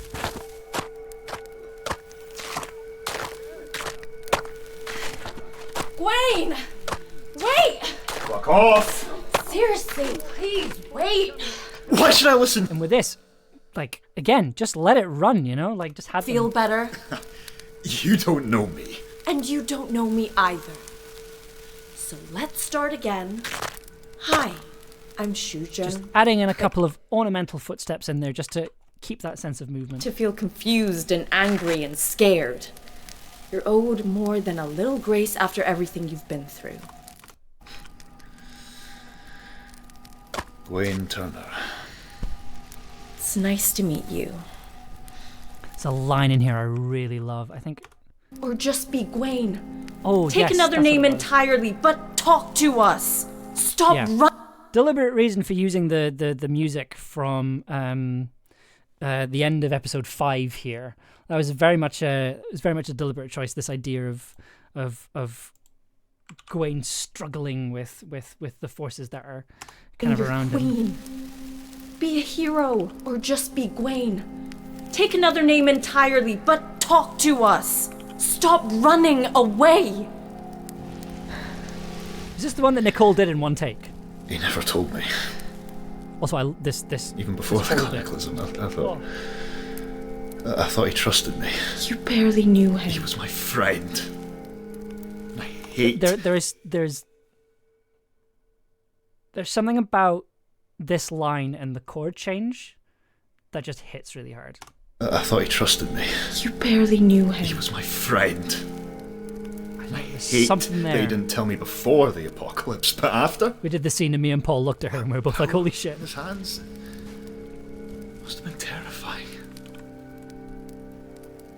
I know what that feels like. I could have helped. Would you have? It is a very long scene. You're right to be afraid. No one deserves to be controlled, and you are so much more than what other people make of you. It's a great scene. It's really, really, really good. Nicole and Paul smashed it. It's great. Okay. Now we get to the big scenes, the really big scenes. So, okay. Look at this mess. Look at it. It just keeps going. Okay. What's the best way to do this? Okay, so we're about to get to the silly thing that I did, that I mentioned at the start of the stream that I forgot about. I put a silly thing in the sound design here, and I subsequently forgot about it. There is a reason. There is a story as to why I put these particular sounds in here, but they're all really silly. So, and they're all hiding in the Walla sounds over here. So, let's just get the shield sounds over here. Okay, so thing number 1. Sent the first draft through, the note came back, it needs to sound like it's morning. So I added some bird sounds. So I added some like morning chorus bird sounds in there. And I was like, this is kind of working, although I'm not 100% sure it's kind of hitting. And I was like, well, maybe what can I do to make that clearer that it's morning, that it's the start of a new day. So I just added in myself yelling breakfast.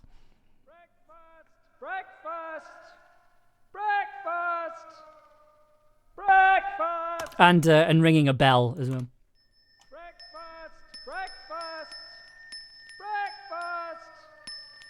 Breakfast! Come on, get up, breakfast! Breakfast! Breakfast! Breakfast! But what about a second breakfast? So a funny thing happens, because the funny thing happens when you add Peter in, because it sounds a bit like Peter is fighting through everyone to get to the breakfast first. Oi, hey, boy, come here, come here. What do you think you've done with this? Oh no, sorry, it's not Peter. It's David Charles. Power was just extraordinary. It threw me back. I have never Oh no, where's it ever gone? experienced such a... Where did it go? Oh, hello. No, thank you. Was it up here? Oh no, did I take that out?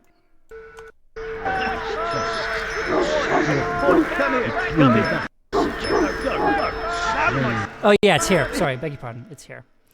So go breakfast. Peter Wicks. No, go. Get out of my sight. Get out of my sight. Okay, it sounds like there's just a lot of yelling going on, which is great.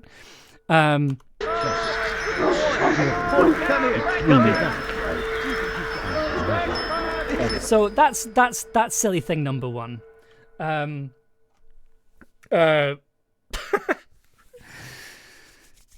And Ella sent me a message after I sent the cut through being like, I can't believe that works. I can't believe that works, but it does. Which I like to think is my vibe. But the other thing I put in, so this requires a bit of context. So, I was quite strung out when I was making this episode, if that wasn't clear already. And I finished a cut. I think it was the first draft as well. And there's a line later on that I have to shout, basically. The stay back by order of the king. That's me. That's me yelling that. But the thing is, so in all the times I have recorded voice stuff for Camlann, I just think that the energy that I have is the hi, I'm a shouty man from Horrible Histories. The specific like recurring bit where it's like, hi, I'm a shouty man. I feel like that's me when I'm doing voice acting, and it's just I just think it's really funny. At some point during the sound design process, did you hear that? Did you hear it? Let me turn that up for you. Hi, I'm a shouty man. Hi, I'm a shouty man. Hi, I'm a shouty man. Hi, I'm a shouty man. It's very low in the mix. It's Jim Howick, yeah.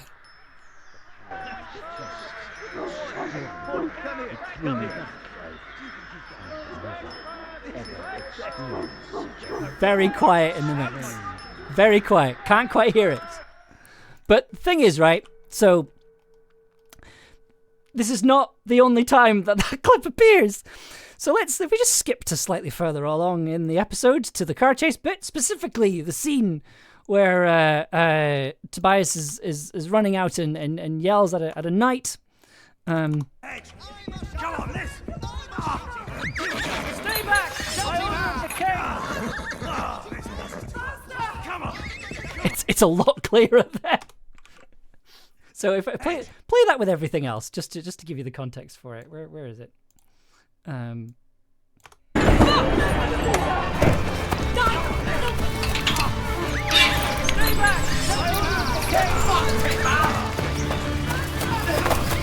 So yeah, so if you just put that in there. Come on, listen. Stay back! It's just very funny. We just say "shouty man" like randomly. Stay back! It's just very funny.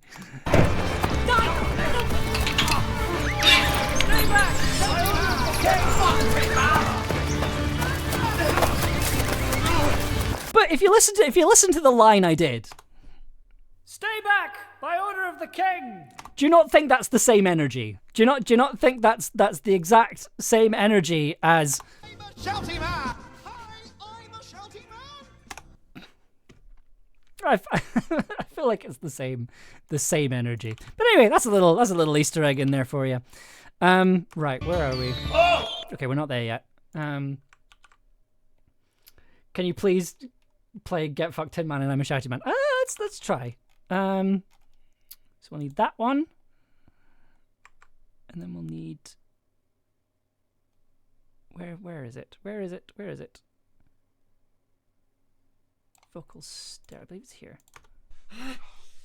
Fuck! Die! No! Shouty man! Oh, get fucked in, man! Yeah, there you go.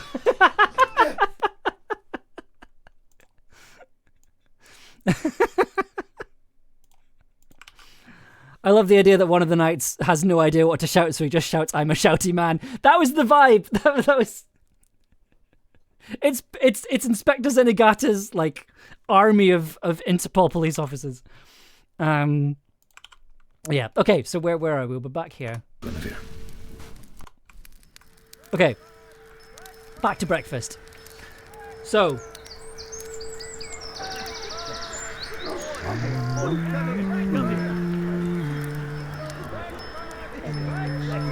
They're LARPing and they need to shout. Holy shit.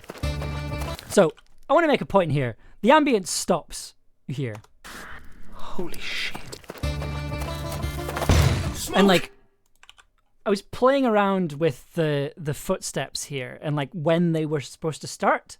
I kind of like how the sound stops and then you just hear the footsteps. Like... Holy shit. Smoke!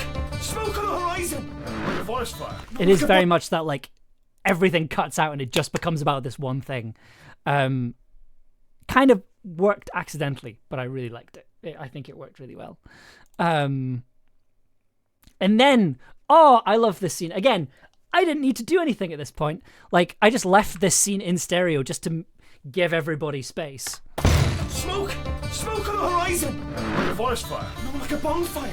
Like a signal that someone lit to let us know they survived too. The knights! What are they gonna do? Recruit them if we can, capture them if not. We need to get there first. How do we get outside the shield? Die? We can pass through it. There's something really satisfying about hearing them all like popping around. Like it feels like you're in the room with them. It's just great. How do we get outside the shield? Die? We can pass through it. It knows we're friends. Don't love the idea that it's sentient. Metaphysics later. The truck is probably faster than the horses. That's a hell of a lot of noise. And they're blocking the main track. There's another way in. I saw it when I was on my way here. This might be a stupid idea, but we could literally slip out the back. It's better than nothing. How do we stop them from seeing it? Create a distraction? With what? I've got an idea. They can't pass through the shield, right? Oh, I hate that look. What are you thinking, Wayne? Play a bit chicken. I can step through, start a fight, run back in again, wash and repeat. Right up until you get stabbed. You're a doctor, aren't you? I'm a medical student. I hate this plan. Okay, so it's so fun having them all together, so fun to write, so fun to direct, so fun to see the actors bringing it together. Lots of callbacks in this scene. Exactly. Like, I really liked... Like I put the pig chase music in there because it's the same energy. It's swashbuckling again, right? Like... And like we started with a swashbuckling scene and we're ending with one as well, which I really like. Yeah. Dai saying how he hates that look. This plan is yeah. Like it's just it works really, really well as this kind of like exciting scene. Hell of a lot of noise. And they're blocking the main track. There's another way in. I saw it. Clueless shouty man blacksmith. Hell of a lot of noise. And they're blocking the main track. There's another way in. I saw it when I was on my way here. This might be a stupid idea, but we could literally slip. One thing I did do for Gwen's line about "you said the shield will hold," are you sure? I put that back into the center of the thing. So if you listen, you're a doctor, aren't you? I'm a medical student. I hate this plan. A couple of footsteps. You said the shield will hold. Are you sure? Yes. I trust you. It'll be fine. Okay, Dai and Perry get in the truck. Gwen. Really wanted it to be very like focused. Like I wanted this to be a really intimate moment, and so I also added in the sound of like a hand on the shoulder, as in it's like a proper like, you know. Yeah, come on. You said the shield will hold. Are you sure? Yes. I trust you. It'll be fine. Okay, Dai and Perry get in the truck. And then you get that lovely like footsteps, and then also you can hear kind of Paul facing away from the microphone. Okay, Dai and Perry get in the truck. Gwen, stay here with me. Morgan's in no state to be going anywhere. And you? I'll handle the fireworks. Oh, I turned that line up so loud. Like, it took me everything in my power not to bass boost and distort that line. And you? I'll handle the fireworks. Yes! I think, is this the one with the outtake? Yeah, it is. Hang on, let me just turn this down. Get the idea of just like the energy that we had in the recording at this point. I'll handle the fireworks. Yeah! So Liam Neeson. Okay, that's it wasn't that take, it was a different take. Hang on. Do we have it in the bloopers? I think we do. Hang on, let's have a look. Yeah. So this was the other. I think this was the first take that we did. I'll handle the fireworks. It's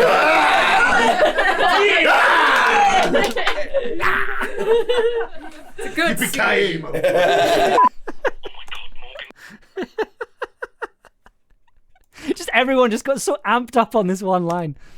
I'll handle the fireworks. I was proper Liam Neeson. It was great. It was wonderful. I had to stop myself from laughing each time because it was so good. Are we going anywhere? And you? I'll handle the fireworks. Then we get actual fireworks sounds. Oh! Assholes! How many of you incels do you reckon it takes to jingle?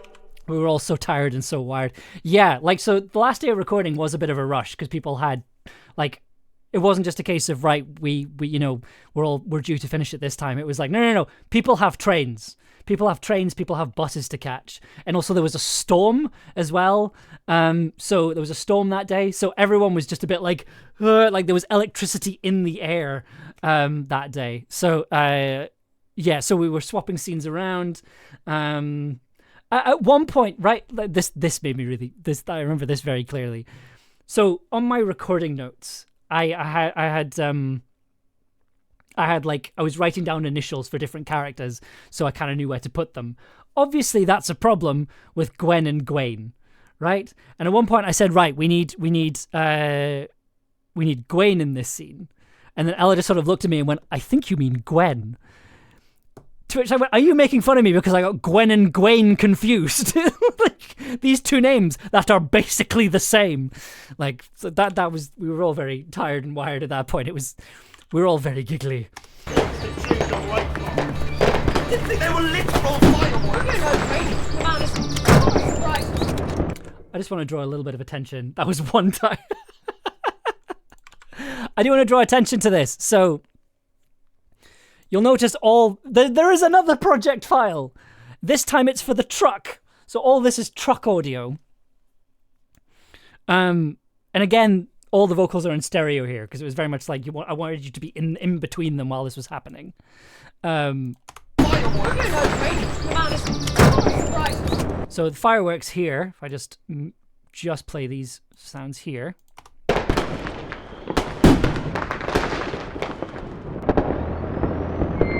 So I need to put in this sound. Let's put them all back in.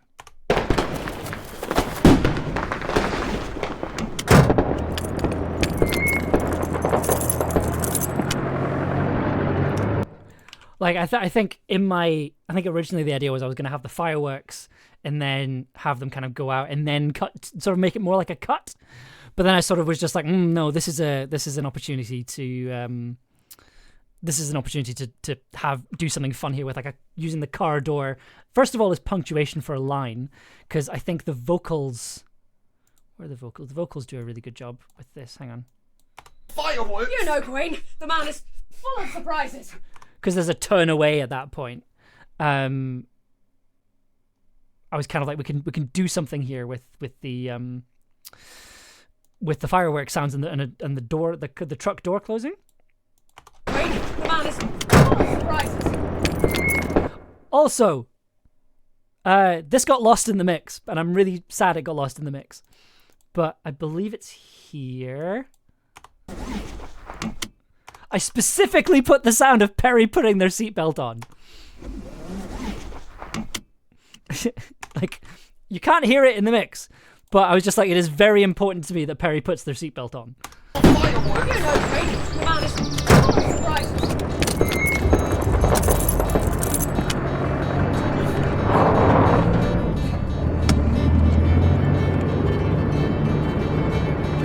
So So my voice is going. Safety first, always, absolutely.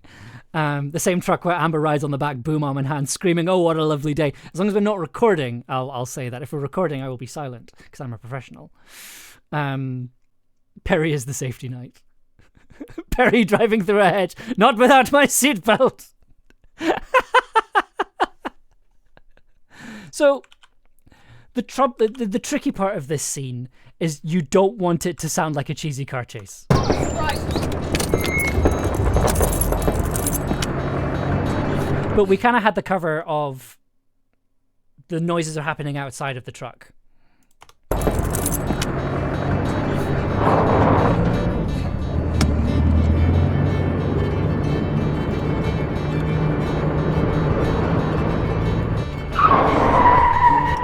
It also meant we could use a lot of vintage. You don't want it to sound like a cheesy car chase. Speak for yourself.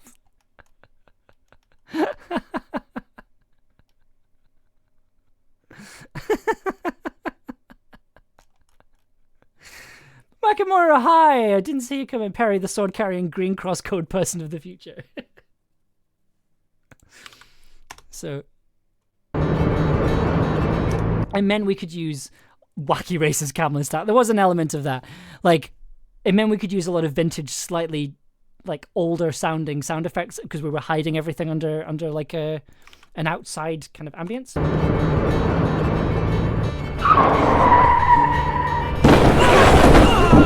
I think the bush is gonna win this fight! Oh, you little face! Obey the highway code, draw sword or else. There are no red lights. So, turns out, car crashes kind of hard to do because there aren't many sounds on freesound.org of cars crashing. Oddly enough, people don't want to record cars crashing for some reason.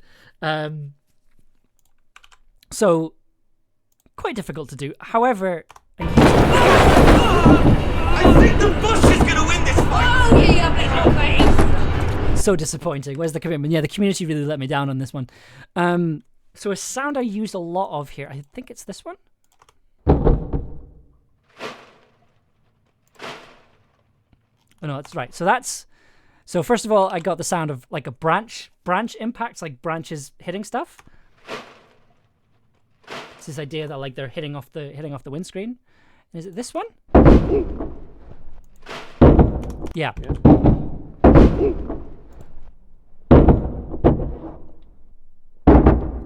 So that's just hitting a car bonnet. That's somebody hitting a car bonnet quite hard. And then also what I did was I put that sound inside the car as well. Yeah.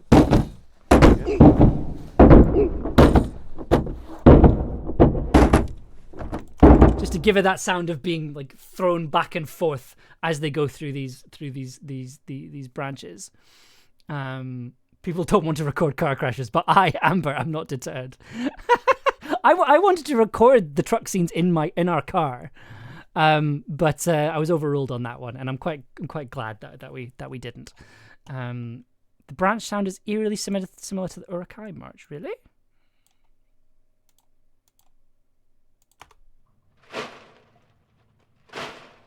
Yeah, I mean, also we've got quite a lot of filtering on it as well. Oh, you little face! Can you see it? Up to the top of the hill! I'm on it! Okay, also, I'm aware I made a mistake here.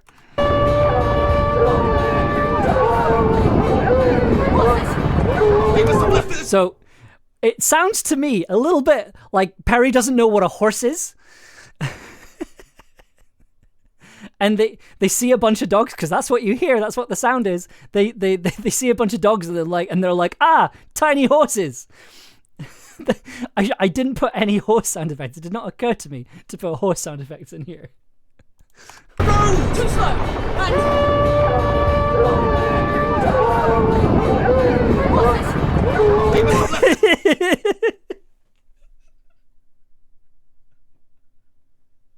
Perry has never seen headcanon. Perry has never seen a horse.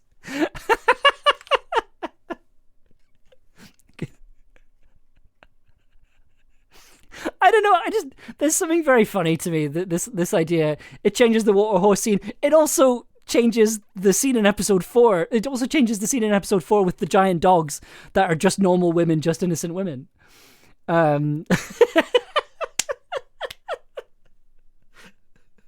Just this idea that Perry thinks all four-legged animals are horses. This is just a shopping centre full of horses.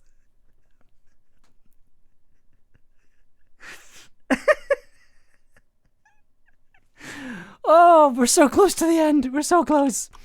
Yeah.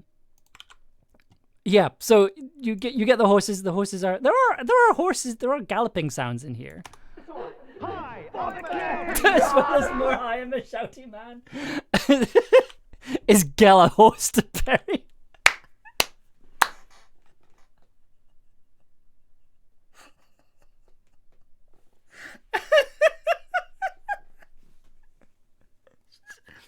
I should the logical thing to do there would have been to put in a horse whinnying. But the thing is that so the horn sound that you hear, it's not here, it's here.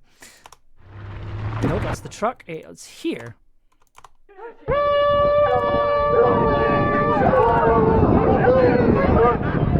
It's from a hunt. So there are galloping sounds in there.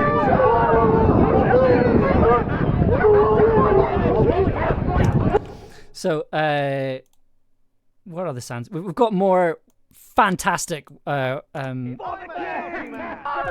So we have Ella. I'm a shouty man. George! Come on. Quickly! Faster, come on! Faster! Just me yelling faster. And then up here we have... For the king! For the king! Oh, no, you know they won't get away. There's no escaping. Go on, they went over that way. So that's Peter Wicks. I believe this is David Charles. Come on, follow them. Go over to the right flank. Mind out. Jump the ditch. Hey, yes, follow them. Perfect Morrowind energy, absolutely. And then obviously down here we have. Hi, I'm a shouty man. Hi, I'm a shouty man. Hi, I'm a shouty man. Hi, I'm a shouty man. Hi, I'm a shouty man. Hi, I'm a shouty man. Maybe they would just draw a cow. Hi, I'm a shouty man. Over to the right flank. Lie down. Jump the ditch. The fact the music is still under Shouty Man. There is a website that would remove it, but basically I'd run out of credits for it, and I wasn't, the joke was not worth spending 10 quid. Shouty Man is the canon dude just lurking in every episode. Yeah. And then we have the car. And then...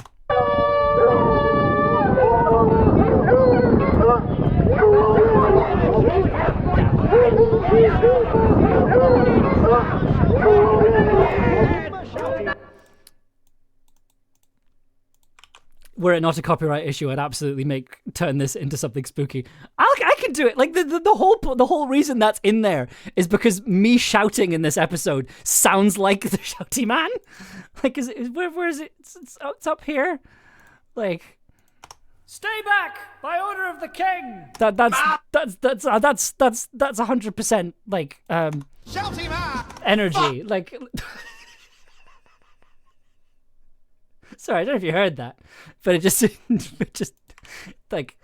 the audio just cut off on Tobias yelling "fuck" really loudly. Ooh, I'm tired. Okay. Stay back. Okay. So we have a crash here. We must have left at the same time. The advantage. You just have to write a role for. I'm not sure we can afford him, to be honest.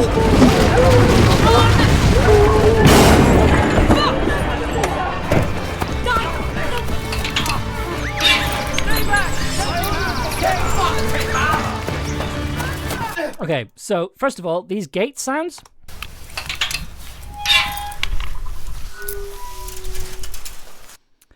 genuine Welsh gate. Genuine Welsh countryside gate there. I managed to find one that was specifically recorded in Wales.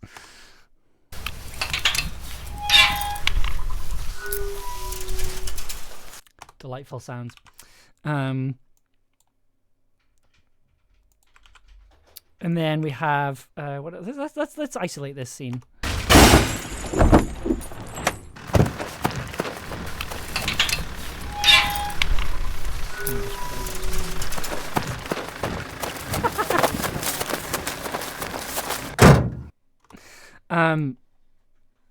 So we actually had. So did we? I can't remember if we have a video of this, but for the setup, we had Robin and Tobias sitting down in front of the microphone as though they were in the truck. We gave Robin a steering wheel, and then for this bit, Tobias actually ran over to the door and then ran back. So it's why you get this delightful distance on the line here. Get fucked, Tin Man! Can you hear? Is that Ella laughing? Am I hearing? Don't get fucked, Tin Man! Yes, there is. You can hear it. Hang on, I think you can. Get fucked, Tin Man! Yeah, you can. That sounds an awful lot like somebody's corpsing there.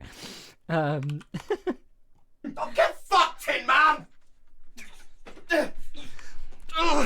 So yeah, so basically, I can't remember what the actual line was, but I think we just said to Tobias, like, make something up, and that's where this came. Stay back! Get fucked, Tin Man!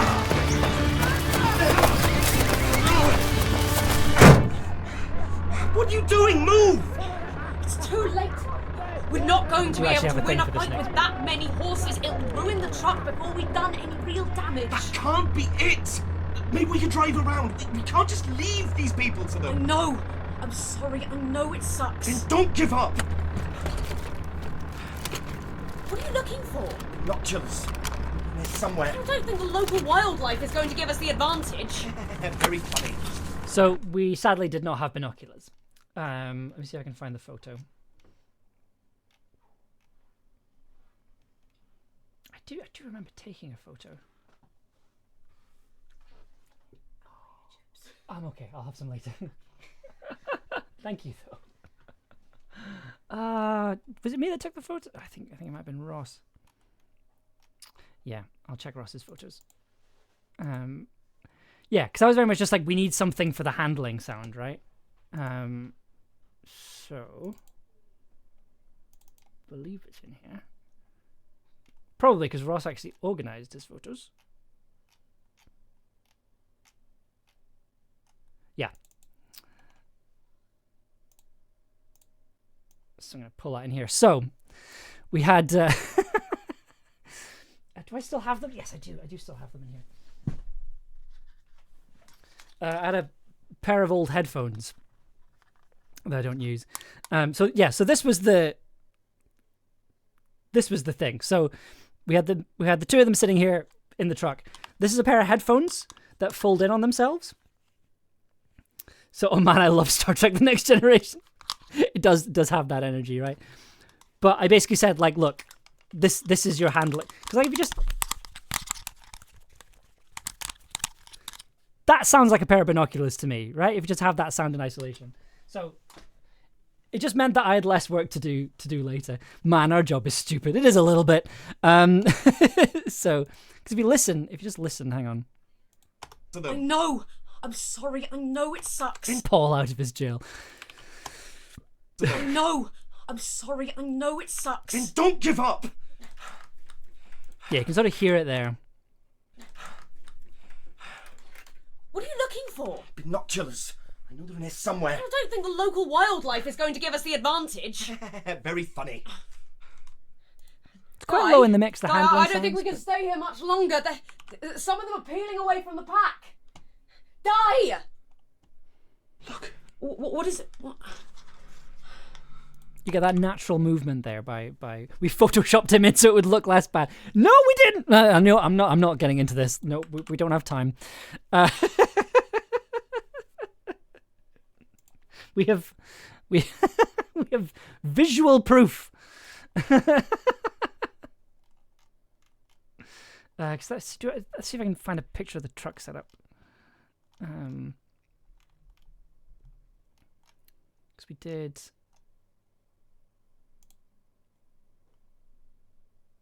Yeah, okay, so this is from episode 4, but yeah, so we found a steering wheel, but basically that was we were setting up for a scene, and I think Robin was just like, "Oh, it's a shame I don't have a steering wheel," and then I remembered that I was like, "Oh wait, I just had a bunch of like Nintendo Wii stuff dropped off by my parents." Ran through to the living room, but started flicking through this box, and then was like, "Ah!" So it was a Wii steering wheel that we used for that. But yeah, you just get this sort of natural. Look. What is it? What? It's quite quiet in the mix, but it just adds a little extra to the performance, and then it adds a little bit extra from. Some of them are peeling away from the pack. And then you can hear that turn away. It's great. Some of them are peeling away from the pack. Die! Look. What is it? Oh my god.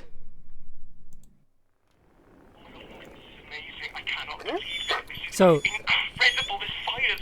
this scene sounds like this because I misread the script. So I read the script like this. Turns out it's actually meant to be the other way around. It's meant to be you're meant to be Perry finally seeing a horse.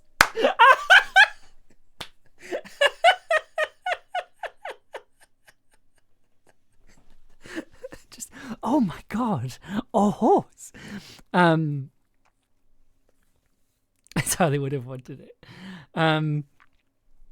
So I thought the scene was this way around, but in the script, this is meant to be you were meant to be with Di, but I set it up like this, where you had Tobias on the other end of the radio, and you're back with Morgan, and I'm kind of glad it worked. I was a little bit like, oh, I hope this ends up, because I think this was like the second last scene we recorded, or the last scene we recorded. And I was very much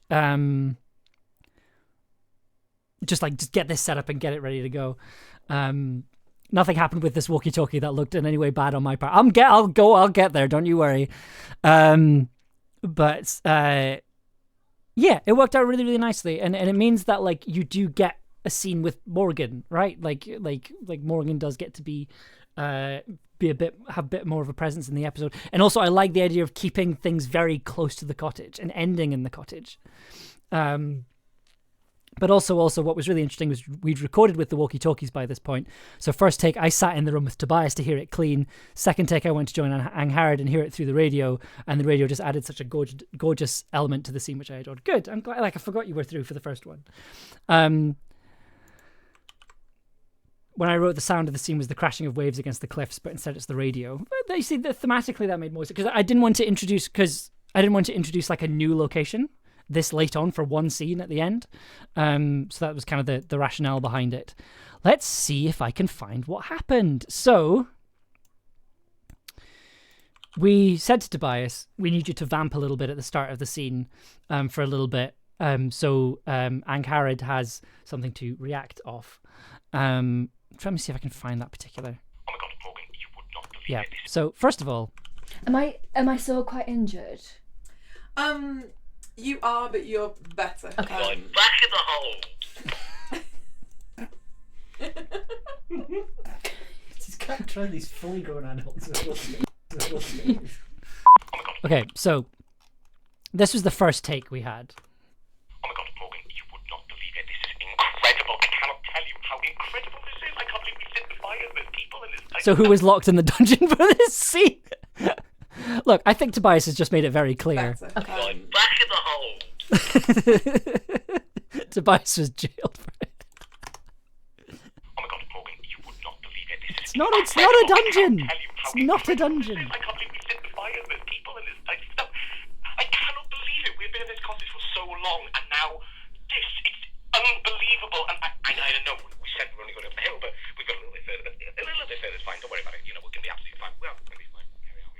Di, slow down. Where are you? Use my magic, I'm not gonna worry about it. It's fine. But I cannot. Di, slow down. Where are you? I'm not eating yet. Probably that. That's not her video. He can't hear you because he's talking. Di, slow the fuck down. Where the fuck are you? So this was a little bit of a failing on my part because I should have explained. But basically, we forgot that if somebody is talking on a walkie-talkie, they can't hear the other person. So poor Tobias was waiting for Angharad to interrupt, but that's not how walkie-talkies work. So it's just it's just Angharad getting gradually more annoyed. Di, slow down. Where are you? I'm not eating yet. Probably that. Poor Tobias just kept going. He can't hear you because he's talking. Di, slow the fuck down. Where the fuck are you? Di. It's just we're so tired. Tobias, can you hear us? Yes. Did you hear any of that? Oh yeah, we heard quite a lot. Tell him the rambling can be a lot shorter. Hi, the rambling can be a lot shorter. Thank you. That's fine. It's just we were all very tired by that point. The great thing about using real walkie-talkies is that you can't make the writing mistake of forgetting how they work, because when you try to record, this will happen. Exactly. We worked around it. And then I think we ended up getting a pickup of Angharad for this scene. Yes, we did. Incredible. There's fires everywhere, and we've gone a bit further than we meant to. So I was editing this scene on the second time. Can't believe you had to direct by radio. Oh yeah, we committed. I was listening to this scene on the second draft, and I'm like, what is that? There's like a sound, there's like a click, like a thumping sound. Where's that coming from? And I completely forgot that I'd put Gellert's tail on the hitting off the bed in this scene. Incredible. There's fires everywhere. And we've gone a bit further than we meant to, but it's fine. We've got the food and... Di, slow down. Where are you? St. David's. What the hell are you doing in St. David's? It doesn't matter, Morgan. Listen, it's incredible. It's not just the farm on the hill. It's not just us. It's not just the night. Oh, what isn't? Fires! Morgan, I lit the beacon and they answered. Gondor pulsates and Rohan will answer. There must be dozens, hundreds of them for miles and miles. It might be as far as Abba. Even further, like stars strung through the hills. Everywhere we look, all at once. People have lit fires to tell us they survived. We're not alone. There's not dozens of survivors. There's not hundreds. There are thousands of us. They're alive. They lit the fires. Morgan, they saw us. They're alive. They're alive! So, one thing I did do, just at that very last line, I did add in an extra little bit of reverb here. So it ends on...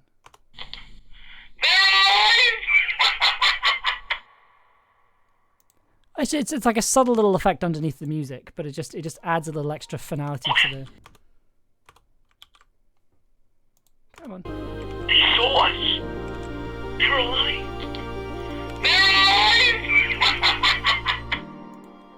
I love that laugh at the end. It's wonderful. It's just that cackle. It's absolutely wonderful. We did it! We got through the whole episode in one stream. Only took us an extra half hour. That's great. Good stuff. Good. It was a really good ending to the series. Obviously many moments made me emotional, but I also wrote and directed and then listened to many takes of every episode with editing, so it's hard to have that fresh emotional feeling. But yeah, this one got me. It was good. It's sometimes when you edit stuff, this happens to me. This has happened to me quite a few times with this series. Sometimes when you edit a scene, sometimes it gets to the stage where you do get caught up in it, and like you get wrapped up in the scene, and when that happens to me, I find it hard to work. So like the scene with this scene here, holy shit, bit. Smoke on the horizon! Like, I got caught up in the energy of editing this scene. I got caught up in the energy of the performances. And it meant that, like, I was, like, shaking while I was editing, because I was just like, this is exciting. And there's been quite a few times editing this series where that's happened. Where the editing process has been slowed down by the fact that I've been caught up in the excitement or the emotion of a scene, and it means it's meant that like I feel a lot more connected to this show and a lot more connected to these scenes,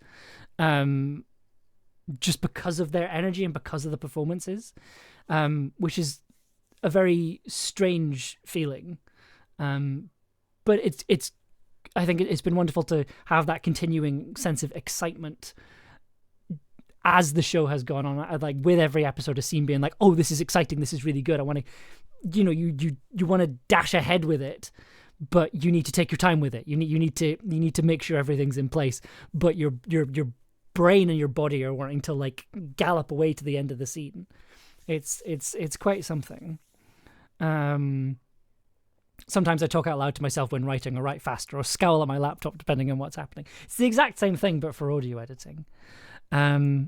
But yeah, that's a Camlann. Let's explode all these tracks so you can see all of them.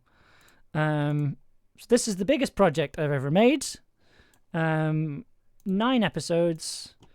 I think it's about 4 hours total. But yeah, but pretty much 4 hours, or just under 4 hours if you take out the blooper tracks.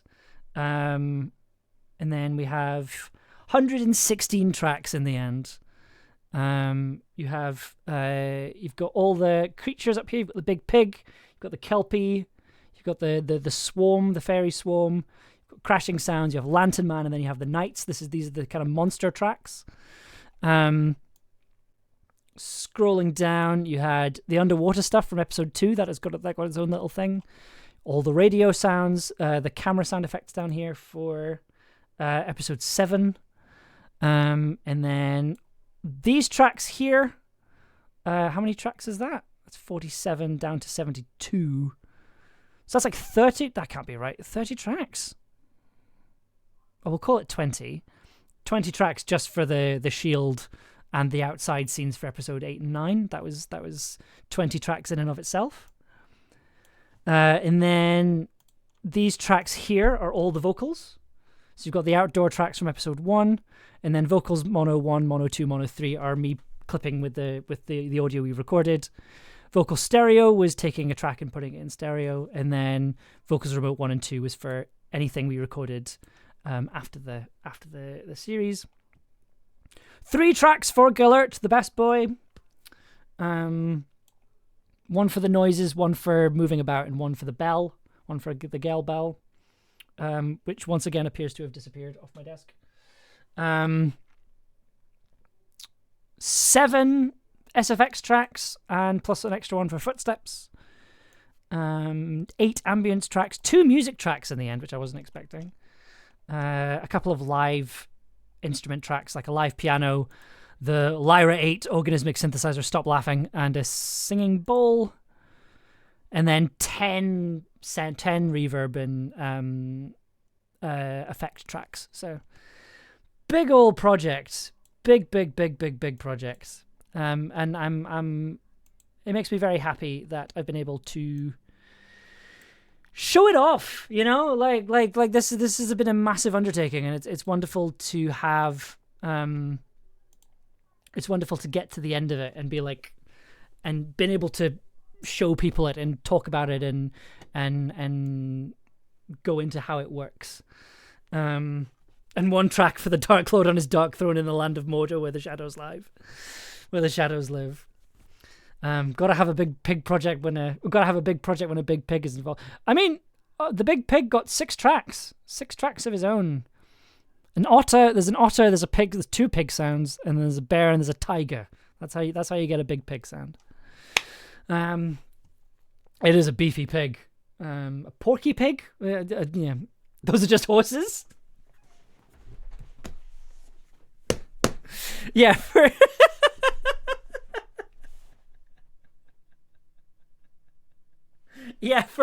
All these tracks are just different kinds of horses. Like,